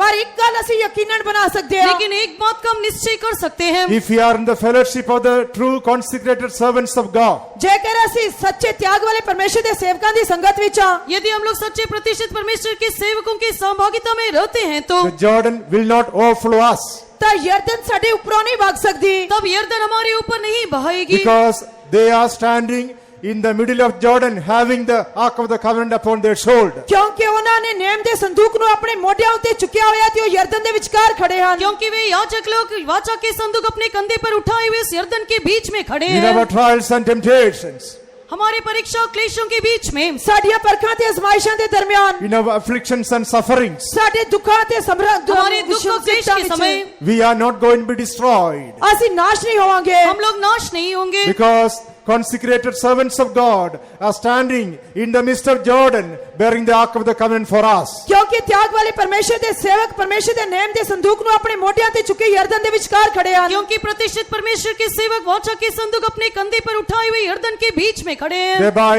we can face all our sufferings and trials and temptations and be found perfected for the coming of the Lord Jesus. ਇਸ ਤਰ੍ਹਾਂ ਅਸੀਂ ਆਪਣੇ ਦੁੱਖਾਂ ਪਰਖਾਂ ਅਜ਼ਮਾਇਸ਼ਾਂ ਨੂੰ ਸਹਿੰਦੇ ਹੋਏ ਪ੍ਰਭੂ ਯੀਸ਼ੂ ਮਸੀਹ ਦੀ ਆਮਦ ਦੇ ਲਈ ਸਿੱਧ ਤੇ ਸੰਪੂਰਨ ਹੋਏ ਪਾਏ ਜਾ इस ਸਕਦੇ ਹਾਂ। प्रकार हमारी दुख आजमाइश और परीक्षाओं में हम जय पाकर सिद्ध होकर प्रभु यीशु के आगमन में दिखाई दे सकते हैं। When we read about the third aspect of the harvest, ਜਦ ਅਸੀਂ ਵਾਢੀ ਦਾ ਤੀਜਾ ਪਹਿਲੂ ਪੜ੍ਹਦੇ ਹਾਂ जब इस कटनी के तीसरे पहलू को हम देखते in हैं Revelation chapter 14 when we read, ਜਦ ਅਸੀਂ ਪ੍ਰਕਾਸ਼ ਦੀ ਪੋਥੀ 14 ਅਧਿਆਇ ਪੜ੍ਹਦੇ ਹਾਂ प्रकाशित वाक्य की पुस्तक के 14वें अध्याय में जब हम देखते हैं Revelation 14 verse 15 and verse 16. ਜਦ ਪ੍ਰਕਾਸ਼ ਦੀ ਪੋਥੀ 14 ਅਧਿਆਇ 15 ਤੇ 16 ਵਚਨ ਪੜ੍ਹਦੇ ਹਾਂ प्रकाशित वाक्य की पुस्तक 14वां अध्याय का 15 और 16वां वचन। ਅਤੇ ਇੱਕ ਹੋਰ ਦੂਤ ਹੈਕਲ ਵਿੱਚੋਂ ਨਿਕਲਿਆ ਅਤੇ ਜਿਹੜਾ ਬੱਦਲ ਉੱਤੇ ਬੈਠਾ ਸੀ ਉਹਨੂੰ ਵੱਡੀ ਆਵਾਜ਼ ਨਾਲ ਹਾਕ ਮਾਰ ਕੇ ਆਖਿਆ ਆਪਣੀ ਦਾਤੀ ਫੇਰ ਕੇ ਵੱਢ ਸੁੱਟ ਕਿਉਂ ਜੋ ਵੱਢਣ ਦਾ ਸਮਾਂ ਆ ਗਿਆ ਇਸ ਲਈ ਜੋ ਧਰਤੀ ਦੀ ਫਸਲ ਬਹੁਤ ਪੱਕ ਚੁੱਕੀ ਹੈ। ਤਦ ਜਿਹੜਾ ਬੱਦਲ ਉੱਤੇ ਬੈਠਾ ਸੀ ਉਸਨੇ ਆਪਣੀ ਦਾਤੀ ਧਰਤੀ ਉੱਤੇ ਫੇਰੀ ਅਤੇ ਧਰਤੀ ਦੀ ਫਸਲ ਵੱਢੀ ਗਈ। फिर एक उसने बादल पर बैठा हुआ बड़े शब्द से पुकार कर कहा कि अपना हंसुआ लगाकर लवनी कर, क्योंकि लवनी का समय आ पहुंचा है, इसलिए कि पृथ्वी खेती पक चुकी है। सो जो बादल पर बैठा था उसने पृथ्वी पर अपना हंसुआ लगाया और पृथ्वी की लवनी की गई। Thrust in thy sickle and reap, ਤੇ ਉਸਨੇ ਆਪਣੀ ਕਿਹਾ ਦਾਤੀ ਵਜਾ ਤੇ ਵੱਢ, यहाँ पर लिखा गया है कि पृथ्वी की लवनी की गई, for the time is come for thee to reap, ਕਿਉਂਕਿ ਜੋ ਵੱਢਣ ਦਾ ਸਮਾਂ ਆ ਗਿਆ ਹੈ, क्योंकि कटनी का समय आ गया है, for the harvest of the earth is ripe. जो धरती ਦੀ ਫਸਲ ਬਹੁਤ ਪੱਕ ਚੁੱਕੀ ਹੈ। क्योंकि खेती का पक चुका है। And he that sat on the cloud thrust in his sickle on the earth, and the earth was reaped. ਤਾਂ ਜਿਹੜਾ ਬੱਦਲ ਉੱਤੇ ਬੈਠਾ ਸੀ ਉਹਨੇ ਆਪਣੀ ਦਾਤੀ ਧਰਤੀ ਉੱਤੇ ਫੇਰੀ ਤੇ ਧਰਤੀ ਦੀ ਫਸਲ ਵੱਢੀ। सो जो बादल पर बैठा था उसने पृथ्वी पर अपना हंसुआ लगाया और What does पृथ्वी की this लवनी की harvest गई। show? ਅਤੇ ਫਸਲ ਦੀ ਵਾਢੀ ਕਿਸ ਚੀਜ਼ ਨੂੰ ਦਰਸਾਉਂਦੀ ਹੈ? ये कटनी किसको दर्शाता है? This harvest shows the gathering of the tribulation martyrs. ਇਹ ਵਾਢੀ ਕਲੇਸ਼ ਦੇ ਸ਼ਹੀਦਾਂ ਨੂੰ, ਕਲੇਸ਼ ਦੇ ਯੁੱਗ ਦੇ ਸ਼ਹੀਦਾਂ ਨੂੰ ਉਠਾਏ ਜਾਣ ਬਾਰੇ ਦੱਸਦੀ ਹੈ। ये कटनी शहीद जो क्लेश के समय में उठा लिए जाने को दर्शाता है। This harvest speaks about the gathering of the tribulation martyrs. ਇਹ ਵਾਢੀ ਜੋ ਹੈ ਕਲੇਸ਼ ਦੇ ਯੁੱਗ ਦੇ ਸ਼ਹੀਦਾਂ ਨੂੰ ਉਠਾਏ ਜਾਣ ਨੂੰ ਦੱਸਦੀ ਹੈ। क्लेश के समय के शहीदों को उठा लिए जाने को ये कटनी दर्शाता है। Once the perfected saints are raptured, एक बार सिद्ध हुए संत उठाए जाएंगे, एक बार जब सिद्ध किए हुए संत लोग उठा लिए once जाएंगे, the church of God is harvested from this evil world, एक बार ये परमेश्वर की कलीसिया इस बुरे संसार ਦੇ ਵਿੱਚੋਂ उठाई जाएगी। एक बार जब इस बुरे संसार से सिद्ध की हुई कलीसिया उठा ली जाएगी, there is a time of tribulation period upon this earth for 3.5 years time. ਉਸ ਤੋਂ ਬਾਅਦ ਇਸ ਧਰਤੀ ਦੇ ਉੱਤੇ 3.5 ਸਾਲ ਦਾ ਕਲੇਸ਼ ਦਾ ਯੁੱਗ ਹੋਏਗਾ। उसके बाद इस पृथ्वी पर 3.5 वर्ष का क्लेश का समय होगा। All those who are going to be left behind at the secret coming of Jesus, ਉਹ ਜਿਹੜੇ ਪ੍ਰਭੂ ਯੀਸ਼ੂ ਮਸੀਹ ਦੀ ਗੁਪਤ ਆਮਦ ਦੇ ਵਿੱਚ ਪਿੱਛੇ ਛੱਡੇ ਜਾਣਗੇ, ऐसे सारे लोग जो यीशु मसीह के गुप्त आगमन में हाथ छोड़े जाएंगे, they will have to go through the time of Antichrist through much persecutions in their life. ਉਹਨਾਂ ਨੂੰ ਆਪਣੇ ਜੀਵਨ ਦੇ ਵਿੱਚ ਮਸੀਹ ਵਿਰੋਧੀ ਦੇ ਸਮੇਂ ਵਿੱਚੋਂ ਬਹੁਤ ਵੱਡੇ ਕਲੇਸ਼ ਦੇ ਵਿੱਚੋਂ ਲੰਘਣਾ ਪਏਗਾ। उन लोगों को अपने जीवन में मसीह विरोधी के जरिए कई प्रकार के सताओं में गुजरना पड़ेगा। Today when we look at this world, we are able to see the whole world is getting ready for the dispensation of Antichrist. ਅੱਜ ਜਦ ਅਸੀਂ ਸਾਰੇ ਸੰਸਾਰ ਨੂੰ ਵੇਖਦੇ ਹਾਂ ਤਾਂ ਅਸੀਂ ਵੇਖਦੇ ਹਾਂ ਕਿ ਸਾਰਾ ਸੰਸਾਰ ਮਸੀਹ ਵਿਰੋਧੀ ਦੇ ਯੁੱਗ ਲਈ ਤਿਆਰ ਹੋ ਰਿਹਾ ਹੈ। और इस संसार में जो भी कुछ हम अभी देखते हैं, सब कुछ हम कह सकते हैं कि मसीह विरोधी के उस युग के लिए तैयार हो रहा है। Antichrist, the political leader, is going to take control of the whole world. मसीह विरोधी जो राजनीतिक सियासतदान है सारे संसार पे नियंत्रण करेगा। मसीह विरोधी जो राजनीतिक नेता होगा वो इस सारे संसार को नियंत्रण करेगा। All the governments are going to come under his control. सारियां सरकारां उसके नियंत्रण हेठ होंगी। सारी सरकार उसके अधीन में आ जाएंगे। All the modern inventions like internet are showing, revealing that the time of Antichrist is at hand. सारियां महत्वपूर्ण खोजा इस गल ਨੂੰ ਦਰਸਾਉਂਦੀਆਂ ਹਨ ਕਿ ਮਸੀਹ ਵਿਰੁੱਧ ਦਾ ਯੁੱਗ ਨੇੜੇ ਹੈ। सारे आधुनिक जो आविष्कार है सब दर्शाते हैं कि मसीह विरोधी शीघ्र आने वाला है। Also, all the churches are going to come under one banner leadership. ਅਤੇ ਸਾਰੀਆਂ ਕਲੀਸਿयां ਵੀ ਇੱਕ ਆਗੂ ਜਾਂ ਇੱਕ ਝੰਡੇ ਦੇ ਹੇਠ ਹੋਣ ਵਾਲੀਆਂ ਹਨ। और सारी कलीसिया भी एक ही झंडे के नीचे आने वाली है। That is why the ecumenical movement is going on. ऐसे करके ये बहुत ही Ecumenical movement is going on to bring all the churches, Christian denominations under one banner or leadership.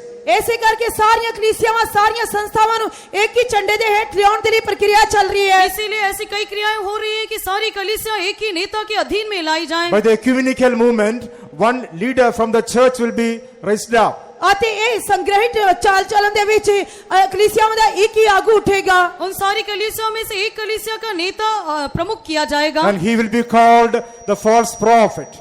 ਅਤੇ ਉਹ ਝੂਠਾ ਨਬੀ ਅਖਵਾਏਗਾ। और वो झूठा भविष्यवक्ता होकर कहलाया जाएगा। Both Antichrist and false prophet will begin to rule the world.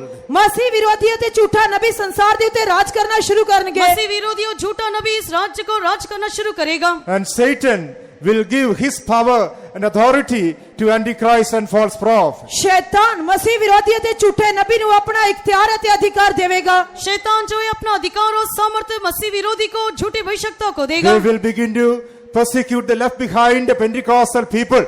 ਅਤੇ ਉਹ ਪ੍ਰਭੂ ਯੀਸ਼ੂ ਮਸੀਹ ਦੀ ਗੁਪਤ ਆਮਦ ਵਿੱਚੋਂ ਛੱਡੇ ਗਏ ਲੋਕਾਂ ਦੇ ਲਈ ਸਤਾਨ ਨੂੰ ਸ਼ੁਰੂ ਕਰਨਗੇ। वो प्रभु यीशु मसीह के आगमन में हाथ छोड़े गए पेंतेकोस्त लोगों को सताएगा। Those who are standing for the truth and for the Lord, they will be persecuted by the Antichrist. ਉਹ ਜਿਹੜੇ ਸੱਚਾਈ ਅਤੇ ਪ੍ਰਭੂ ਦੇ ਲਈ ਖੜੇ ਰਹਿਣਗੇ ਉਹ ਮਸੀਹ ਵਿਰੋਧੀ ਦੇ ਦੁਆਰਾ ਸਤਾਏ ਜਾਣਗੇ। जो लोग सच्चाई के लिए प्रभु के लिए खड़े रहेंगे वे लोग मसीह विरोधी द्वारा सताए जाएंगे। However, a small group of people will resist the Antichrist and die for the Lord. ਅਤੇ ਕਿਸੇ ਵੀ ਤਰ੍ਹਾਂ ਇੱਕ ਛੋਟਾ ਝੁੰਡ ਮਸੀਹ ਵਿਰੋਧੀ ਦਾ ਸਾਹਮਣਾ ਕਰੇਗਾ ਤੇ ਪ੍ਰਭੂ ਲਈ ਮਰੇਗਾ।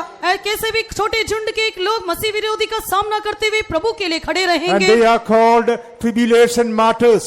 ਅਤੇ ਉਹ ਕਲੇਸ਼ ਦੇ ਯੁੱਗ ਦੇ ਸ਼ਹੀਦ ਅਖਵਾਣਗੇ। ये लोग क्लेश समय के शहीद कहलाए जाते हैं। Here, the harvest that we read in this portion, book of Revelation chapter 14, ਅਤੇ ਇੱਥੇ ਵਾਢੀ ਜੋ ਪ੍ਰਕਾਸ਼ ਦੀ ਪੋਥੀ 14 ਅਧਿਆਇ ਦੇ ਵਿੱਚ ਅਸੀਂ ਪੜ੍ਹੀ ਹੈ, प्रकाशित वाक्य की पुस्तक के 14वें अध्याय में जो कटनी के बारे में हमने पढ़ा, they are the tribulation martyrs who are going to be caught up at the end of the first 3.5 years. ਇਹ ਕਲੇਸ਼ ਦੇ ਯੁੱਗ ਦੇ ਸ਼ਹੀਦ ਹਨ ਜਿਹੜੇ ਪਹਿਲੇ 3.5 ਸਾਲ ਦੇ ਕਲੇਸ਼ ਦੇ ਯੁੱਗ ਦੇ ਅੰਤ ਦੇ ਵਿੱਚ ਉਠਾਏ ਜਾਣਗੇ। ये लोग क्लेश समय के शहीद हैं जो लोग पहले 3.5 साल के अंत में उठा लिए जाएंगे। Beloved ones, our calling is not to be harvested at that time. ਪਿਆਰਿਓ, ਸਾਡਾ ਸੱਦਾ ਉਸ ਸਮੇਂ ਦੇ ਵਿੱਚ ਉਠਾਏ ਜਾਣ ਦੇ ਲਈ ਨਹੀਂ ਹੈ। प्रिय लोग, हमारा बुलाहट उस समय में उठा लिए जाने का नहीं है। We have been called to be harvested along with the perfected saints whenever Jesus comes in glory. ਸਾਡਾ ਸਦਾ ਜਦ ਪ੍ਰਭੂ ਯੀਸ਼ੂ ਉਸਦੀ ਮਹਿਮਾ ਦੇ ਵਿੱਚ ਆਏਗਾ ਤੇ ਪਵਿੱਤਰ ਸੰਤ ਸਿੱਧ ਹੋਏ ਸੰਤ ਜਦ ਉਸਦੇ ਨਾਲ ਉਠਾਏ ਜਾਣਗੇ, ਉਸ ਦੇ ਲਈ ਹੈ। हमारा बुलाहट ये है कि जब प्रभु यीशु मसीह महिमा में आएगा, सिद्ध किए हुए संतों के साथ हम भी उठा लिए जाना Even चाहिए। if we die as martyrs and harvested at the end of the 3.5 years time, ਇੱਥੋਂ ਤੱਕ ਕਿ ਜੇਕਰ ਅਸੀਂ ਸ਼ਹੀਦ ਹੋ ਕੇ ਕੱਟੇ ਗਏ ਜਾਂ ਮਰੇ ਗਏ ਤਦ ਵੀ, यदि आप उस क्लेश के समय में शहीद होकर मरेंगे तो भी we cannot go to Jerusalem or Zion in eternity. ਅਸੀਂ ਸਦੀਪਕਤਾ ਵਿੱਚ ਸਿਯੋਨ ਜਾਂ ਯਰੂਸ਼ਲਮ ਵਿੱਚ ਨਹੀਂ ਜਾ ਸਕਾਂਗੇ। फिर भी हम लोग नित्यता में सिय्योन यरूशलेम नहीं जा सकते। Our habitation will be only in new heaven. ਸਾਡਾ ਨਿਵਾਸ ਸਥਾਨ ਕੇਵਲ ਨਵੇਂ ਆਕਾਸ਼ ਦੇ ਵਿੱਚ ਹੋਏਗਾ। हमारा निवास स्थान केवल नया आकाश होगा। Therefore, in this dispensation of grace, let us get sanctified in our spirit, soul and body and be prepared to be harvested whenever Jesus comes. ਇਸੇ ਕਰਕੇ ਇਸ ਕਿਰਪਾ ਦੇ ਯੁੱਗ ਵਿੱਚ ਸਾਨੂੰ ਆਪਣੇ ਆਤਮਾ ਪ੍ਰਾਣ ਸਰੀਰ ਨੂੰ ਪਵਿੱਤਰ ਕਰਨਾ ਚਾਹੀਦਾ ਹੈ ਤਾਂ ਕਿ ਜਦ ਸਾਡਾ ਪ੍ਰਭੂ ਯੀਸ਼ੂ ਮਸੀਹ ਆਏ ਅਤੇ ਅਸੀਂ ਉਸ ਦੇ ਨਾਲ ਕੱਟੇ ਜਾਂ ਵੱਡੇ ਜਾਈਏ। इसीलिए इस अनुग्रह के युग में हम लोग अपने आत्मा प्राण शरीर को पवित्र करें ताकि तब हमारा प्रभु यीशु आएगा तो हमारी कटनी हो। When we read about the fourth aspect of the harvest, ਜਦ ਅਸੀਂ ਵਾਢੀ ਦੇ ਚੌਥੇ ਪਹਿਲੂ ਦੇ ਬਾਰੇ ਪੜ੍ਹਦੇ ਹਾਂ, जब हम इस कटनी के चौथे पहलू को देखते हैं, Matthew chapter 13 and verse 30. मत्ती दी इंजील 13 अध्याय 33 वचन। मत्ती रचित सुसमाचार 13वां अध्याय का 30वां वचन। Matthew 13:30. मत्ती दी इंजील 13 अध्याय 30 वचन। मत्ती रचित सुसमाचार 13वां अध्याय का 30 वचन। कटनी तक दोनों को एक साथ बढ़ने दो, और कटनी के समय में काटने वालों से कहूंगा, पहले जंगली दाने के पौधे बटोर कर जलाने के लिए उनके गट्ठे बांध लो, और गेहूं को मेरे खत्ते में इकट्ठा करो। ਵਾਢੀ ਤੋੜੀ ਦੋਹਾਂ ਨੂੰ ਰਲੇ ਮਿਲੇ ਵਧਣ ਦਿਓ, ਔਰ ਮੈਂ ਵਾਢੀ ਦੇ ਵੇਲੇ ਵੱਢਣ ਵਾਲਿਆਂ ਨੂੰ ਆਖਾਂਗਾ ਜੋ ਪਹਿਲਾਂ ਜੰਗਲੀ ਬੂਟੀ ਨੂੰ ਇਕੱਠਾ ਕਰੋ ਅਤੇ ਫੂਕਣ ਲਈ ਉਹਦੀਆਂ ਪੂਲੀਆਂ ਬੰਨੋ, ਪਰ ਕਣਕ ਨੂੰ ਮੇਰੇ ਕੋਠੇ ਵਿੱਚ ਜਮਾ ਕਰੋ। Also read about verse 38. ਅਤੇ 38 ਵਚਨ ਦੇ ਵਿੱਚ ਵੀ ਪੜ੍ਹਦੇ ਹਾਂ, 38 वचन में भी हम पढ़ते हैं, ਖੇਤ ਜਗਤ ਹੈ ਅਤੇ ਚੰਗਾ ਵੀ ਰਾਜ ਦੇ ਪੁੱਤਰ ਅਤੇ ਜੰਗਲੀ ਬੂਟੀ ਦੁਸ਼ਟ ਪੁੱਤਰ ਹਨ। 38 The field is the world, and good jagat- seed are the children of the kingdom, but the tares are the children of the wicked one. ਖੇਤ ਜਗਤ ਹੈ, ਚੰਗਾ ਵੀ ਰਾਜ ਦੇ ਪੁੱਤਰ ਅਤੇ ਜੰਗਲੀ ਬੂਟੀ ਦੁਸ਼ਟ ਦੇ ਪੁੱਤਰ ਹਨ। खेत संसार है, अच्छा बीज राज्य की संतान और जंगली बीज दुष्ट की संतान है। This is the final harvest. ਇਹ ਆਖਰੀ ਵਾਢੀ ਹੈ। ये आखिरी कटनी है। Verse 39, it is written, the enemy that sowed them is the devil. ਅਤੇ 39वें वचन ਦੇ ਵਿੱਚ ਲਿਖਿਆ ਹੈ, ਜਿਸ ਵੈਰੀ ਨੇ ਉਹਨੂੰ ਬੀਜਿਆ ਉਹ ਸ਼ੈਤਾਨ ਹੈ। और 39वां वचन में लिखा गया है कि जिस बैरी ने उस बीज को बोया वो The शैतान है। harvest is the end of the world. ਵਾਢੀ ਦਾ ਵੇਲਾ ਯੁੱਗ ਦਾ ਅੰਤ ਹੈ, कटनी जगत का अंत है, The reapers are the angels. ਔਰ ਵੱਢਣ ਵਾਲੇ ਦੂਤ ਹਨ। और कटने वाले स्वर्गदूत हैं। Yes, God is going to come as a judge on the white throne judgment. हाँ, परमेश्वर जब चिट्टे न्याय के सिंहासन दे उत्ते आएगा। प्रभु यीशु मसीह उस श्वेत सिंहासन पर न्याय के समान न्याय के रूप में आएगा। Jesus is seated as a judge on the white throne judgment. तब प्रभु यीशु मसीह चिट्टे न्याय के सिंहासन दे उत्ते न्याय के रूप में बैठेगा। प्रभु यीशु मसीह श्वेत सिंहासन पर न्याय के रूप में बैठेगा। To separate a sheep from the goats.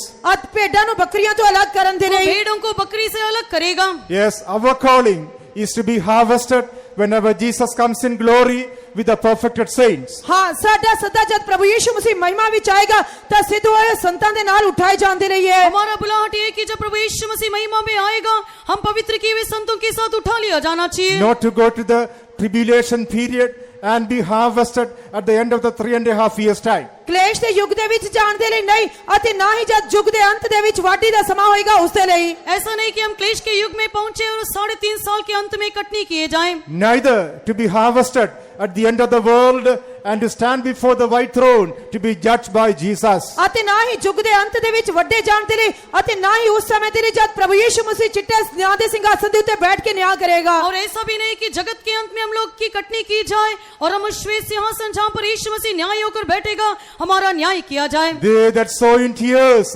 shall reap in joy. ਉਹ ਜਿਹੜੇ ਹੰਝੂਆਂ ਦੇ ਨਾਲ ਬੀਜਦੇ ਹਨ ਜੈਕਾਰਿਆਂ ਨਾਲ ਵੱਢਣਗੇ। जो आंसू बहाते हुए बोते हुए जय जयकार करते हुए लवने In पाएंगे। these days of convention, we have been sowing the seed with much prayers and supplications. ਇਹਨਾਂ ਕਨਵੈਨਸ਼ਨ ਦੇ ਦਿਨਾਂ ਵਿੱਚ ਅਸੀਂ ਬਹੁਤ ਸਾਰੀਆਂ ਪ੍ਰਾਰਥਨਾਵਾਂ ਤੇ ਬੇਨਤੀਆਂ ਦੇ ਨਾਲ ਪਰਮੇਸ਼ਰ ਦਾ ਬੀਜ ਬੀਜਦੇ ਰਹੇ। इस सम्मेलन के दरमियान हम लोग परमेश्वर के राज्य का बीज आंसू और प्रार्थनाओं के साथ बो Oh, रहे that हैं। joyful day is fast approaching.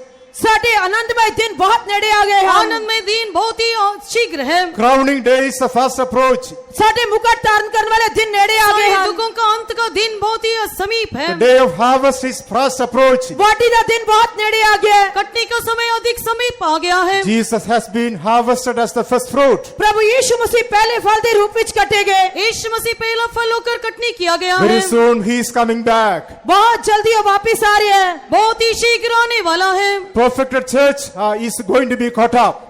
उसी सिद्ध की हुई कलीसिया भी कटी जाएगी। सिद्ध की हुई कलीसिया उठा ली जाएगी। That is our hope and that is our goal. ये साडी आस है ते साडा निशाना है। यही हमारी आशा और लक्ष्य है। Shall we all stand up? आओ सारे खड़े हो आइए जाओगे। सब लोग खड़े हो जाएं। We have come to the close of our convention.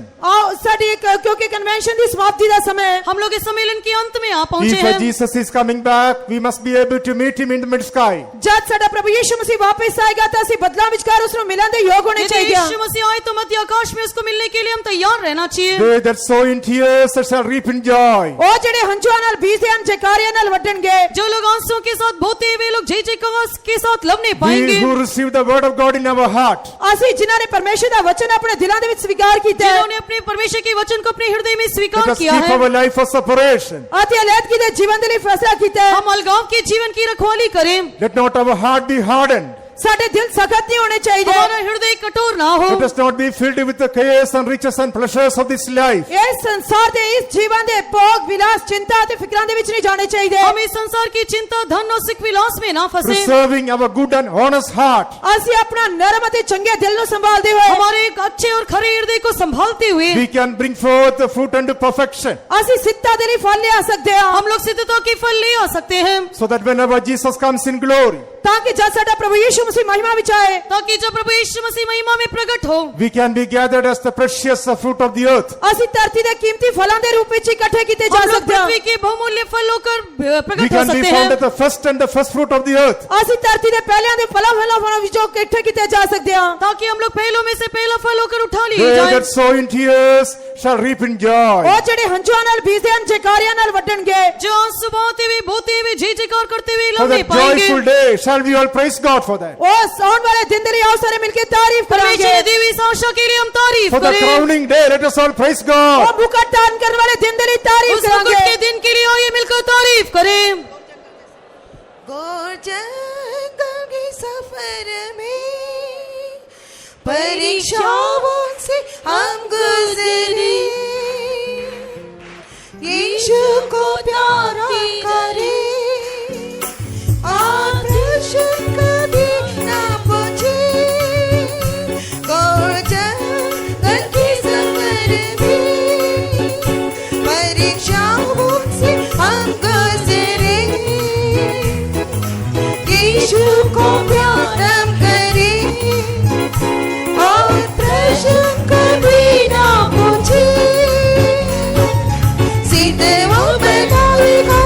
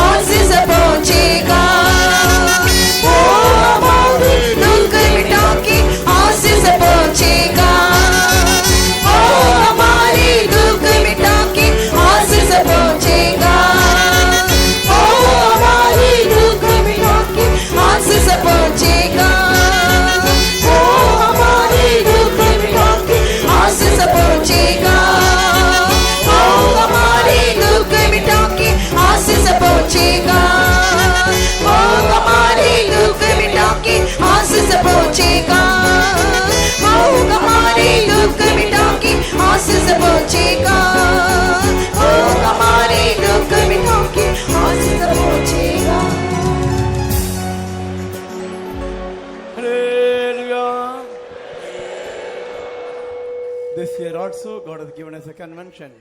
ਇਸ ਸਾਲ ਵੀ ਪਰਮੇਸ਼ਰ ਨੇ ਸਾਨੂੰ ਸੰਮੇਲਨ ਬਖਸ਼ਿਆ And God has blessed our convention in various ways. ਅਤੇ ਕਈ ਤਰੀਕਿਆਂ ਨਾਲ ਪਰਮੇਸ਼ਰ ਨੇ ਸਾਡੇ ਸੰਮੇਲਨ ਨੂੰ ਬਰਕਤ ਦਿੱਤੀ Given us the good climate ਅੱਛਾ ਮੌਸਮ ਦਿੱਤਾ and given us water and electricity and food, accommodation, all things God has given us. ਬਿਜਲੀ ਪਾਣੀ ਭੋਜਨ ਰਿਹਾਇਸ਼ ਮੁਹੱਈਆ ਕੀਤੀ Physically and spiritually, God has blessed us. Shall I praise God? ਪਰਮੇਸ਼ਰ ਨੇ ਸਾਨੂੰ ਰੂਹਾਨੀ ਜਿਸਮਾਨੀ ਤੌਰ ਤੇ ਬਰਕਤ ਦਿੱਤੀ ਇਸ ਲਈ ਤਾਰੀਫ ਕਰਾਂਗੇ Hallelujah, hallelujah, hallelujah, hallelujah, hallelujah, hallelujah, hallelujah, hallelujah. Amen, hallelujah, hallelujah, amen. Praise the Lord, hallelujah, hallelujah. We are so thankful to the police department, SHO, Dariwal, who helped us in providing security during procession and convention. Shall I praise God? ਅਸੀਂ police ਵਿਭਾਗ ਦੇ ਖਾਸ ਕਰਕੇ ਧਾਰੀਵਾਲ ਦੇ SHO ਸਾਹਿਬ ਦੇ ਜਿਨ੍ਹਾਂ ਨੇ ਸਾਨੂੰ ਸਾਡੇ ਨਗਰ ਕੀਰਤਨ ਅਤੇ ਕਨਵੈਨਸ਼ਨ ਦੇ ਦੌਰਾਨ ਵੀ ਸੁਰੱਖਿਆ ਮੁਹੱਈਆ ਕੀਤੀ ਉਹਨਾਂ ਦੇ ਲਈ ਪਰਮੇਸ਼ਰ ਦੀ ਤਾਰੀਫ ਕਰਾਂਗੇ Hallelujah, hallelujah, hallelujah, hallelujah, hallelujah. Especially, we are thankful to Honorable SP Gurdaspur. Helped us like our own family member who God should take care of the children and the family. Their future life should be a blessing. Shall I praise God? ਅਤੇ ਖਾਸ ਕਰਕੇ ਅਸੀਂ ਸਾਡੇ ਆਦਰਯੋਗ SP ਸਾਹਿਬ ਗੁਰਦਾਸਪੁਰ ਦੇ ਧੰਨਵਾਦੀ ਹਾਂ ਜਿਨ੍ਹਾਂ ਨੇ ਆਪਣੇ ਪਰਿਵਾਰ ਦੇ ਮੈਂਬਰ ਦੀ ਤਰ੍ਹਾਂ ਹਰੇਕ ਪੱਖੋਂ ਸਾਡੀ ਸਹਾਇਤਾ ਕੀਤੀ ਪਰਮੇਸ਼ਰ ਉਹਨਾਂ ਦੇ ਪਰਿਵਾਰ ਨੂੰ ਬੱਚਿਆਂ ਨੂੰ ਅਤੇ ਉਹਨਾਂ ਦੇ ਭਵਿੱਖ ਨੂੰ ਬਰਕਤ ਦੇਣਾ ਚਾਹੀਦਾ ਹੈ Shall I praise God? ਤਾਰੀਫ ਕਰਾਂਗੇ Hallelujah, hallelujah, hallelujah, hallelujah. Amen, hallelujah. Our believers also taken very much burden and take responsibility about the preparation of the convention work and so many work they did night and day. God should give the 100% reward in the kingdom of God. Shall I praise God? ਇਸੇ ਤਰ੍ਹਾਂ ਸਾਡੇ ਵਿਸ਼ਵਾਸੀਆਂ ਨੇ ਵੀ convention ਦੀ ਤਿਆਰੀ ਦੇ ਵਿੱਚ ਅਤੇ ਬਹੁਤ ਸਾਰੇ ਤਰੀਕਿਆਂ ਨਾਲ ਕਨਵੈਨਸ਼ਨ ਦਾ ਬੋਝ ਉਠਾਇਆ ਜ਼ਿੰਮੇਵਾਰੀ ਦੇ ਨਾਲ ਕੰਮ ਕੀਤਾ ਜਿਨ੍ਹਾਂ ਨੇ ਦਿਨ ਰਾਤ ਮਿਹਨਤ ਕੀਤੀ ਪਰਮੇਸ਼ਰ ਉਹਨਾਂ ਨੂੰ ਸਵਰਗ ਦੇ ਵਿੱਚ 100 ਗੁਣਾ ਪ੍ਰਤੀਫਲ ਦੇਣਾ ਚਾਹੀਦਾ ਚੰਗੀ ਸਿਹਤ ਤੰਦਰੁਸਤੀ ਦੇਣਾ ਚਾਹੀਦਾ ਇਸ ਲਈ ਤਾਰੀਫ ਕਰਾਂਗੇ Hallelujah, hallelujah, hallelujah, hallelujah, hallelujah, hallelujah. God has brought many servants of God from different places and made them a blessing to every one of us. Shall I praise God? ਪਰਮੇਸ਼ਰ ਅਲੱਗ ਭਾਰਤ ਦੇ ਅਲੱਗ-ਅਲੱਗ ਥਾਵਾਂ ਤੋਂ ਆਪਣੇ ਬਹੁਤ ਸਾਰੇ ਪਰਮੇਸ਼ਰ ਦੇ ਸੇਵਕਾਂ ਨੂੰ ਲਿਆ ਕੇ ਉਹਨਾਂ ਨੂੰ ਸਾਡੇ ਲਈ ਬਰਕਤਦਾਇਕ ਬਣਾਇਆ ਇਸ ਲਈ ਤਾਰੀਫ ਕਰਾਂਗੇ Hallelujah, hallelujah, hallelujah, hallelujah. Amen, hallelujah, hallelujah, hallelujah. God has brought our deputy chief pastor also here and made him a blessing to every one of us. And God should strengthen him, make him a blessing to many lakhs of people. Shall I praise God? ਪਰਮੇਸ਼ਰ ਸਾਡੇ deputy chief pastor ਜੀ ਨੂੰ ਵੀ ਚੰਗੀ ਸਿਹਤ ਤੰਦਰੁਸਤੀ ਦੇ ਨਾਲ ਸੁਰੱਖਿਅਤ ਸਾਡੇ ਦਰਮਿਆਨ ਪਹੁੰਚਾਇਆ ਉਹਨਾਂ ਨੂੰ ਸਾਡੇ ਸਭ ਦੇ ਲਈ ਬਹੁਤ ਜ਼ਿਆਦਾ ਹਜ਼ਾਰਾਂ ਲੱਖਾਂ ਲੋਕਾਂ ਦੇ ਲਈ ਬਰਕਤਦਾਇਕ ਬਣਾਇਆ ਇਸ ਲਈ ਤਾਰੀਫ ਕਰਾਂਗੇ Hallelujah, hallelujah, hallelujah, hallelujah, hallelujah.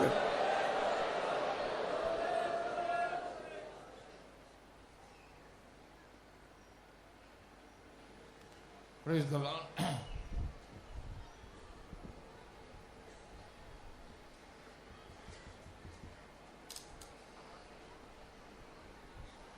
प्यारे खुदावंद हम तेरी तारीफ करते हैं प्रभु तेरे आगमन के पहले हम जिस प्रकार सिद्ध होना है उस प्रकार सिद्ध होने के लिए प्रभु इस प्रकार के एक कन्वेंशन भी हमें दी उसके लिए हम तारीफ करते हैं प्रभु पहले दिन से लेकर अब तक तेरी हजूरी को प्रभु जी महसूस करने के लिए खुदा तूने मदद की उसके लिए हम तारीफ करते हैं इस कन्वेंशन के निमित्त प्रभु आंसू बहा कर प्रभु जितने लोग परिश्रम किया है प्रभु बीज बोया है प्रभु हरेक के प्रतिफल प्रभु उसके परिश्रम के प्रतिफल को प्रभु हम देखने के लिए प्रभु हमें तो मदद करते हैं उसके लिए हम तारीफ करते हैं प्रभु जी भांति पर प्रभु हमें सिद्ध बनाकर प्रभु तेरे आगमन के लिए तैयारी करते हैं उसके लिए तारीफ करते हैं कटनी के समय में जो यॉर्दान बहुत निकलते हैं प्रभु उस वक्त में भी प्रभु तो हमें संभालता है उसके लिए हम तेरी तारीफ करते हैं हर प्रकार के परीक्षाओं में क्लेश में दुख में निंदाओं में अपमान में प्रभु जी होकर प्रभु खड़े होते समय प्रभु तेरे वाजा के संदूक अपने कंधे पर लिए हुए संत लोग हमारे लिए प्रभु यॉर्दान के बीच में खड़े होकर प्रभु जी तो हमारे लिए विनंती करवाता है उसके लिए हम तारीफ करते हैं तेरे दास के द्वारा प्रकट करवा के दिए हुए सारे सच्चाइयों के लिए हम तारीफ करते हैं बस केवल सुनने वाला नहीं है प्रभु, सुनकर उसके मुताबिक जीवन व्यतीत करके अपने आप को सिद्ध बना के प्रभु पहले पुनरुत्थान के लिए प्रभु भागी होने के लिए हर एक को खुदा मदद करने के लिए हम दुआ करते हैं। प्रभु यीशु मसीह के मीठी नाम से मांगते सुन और कबूल कर। Amen. O God, a loving Father, we bless thee and thank thee, Lord, for your awesome presence in our midst in these days of convention.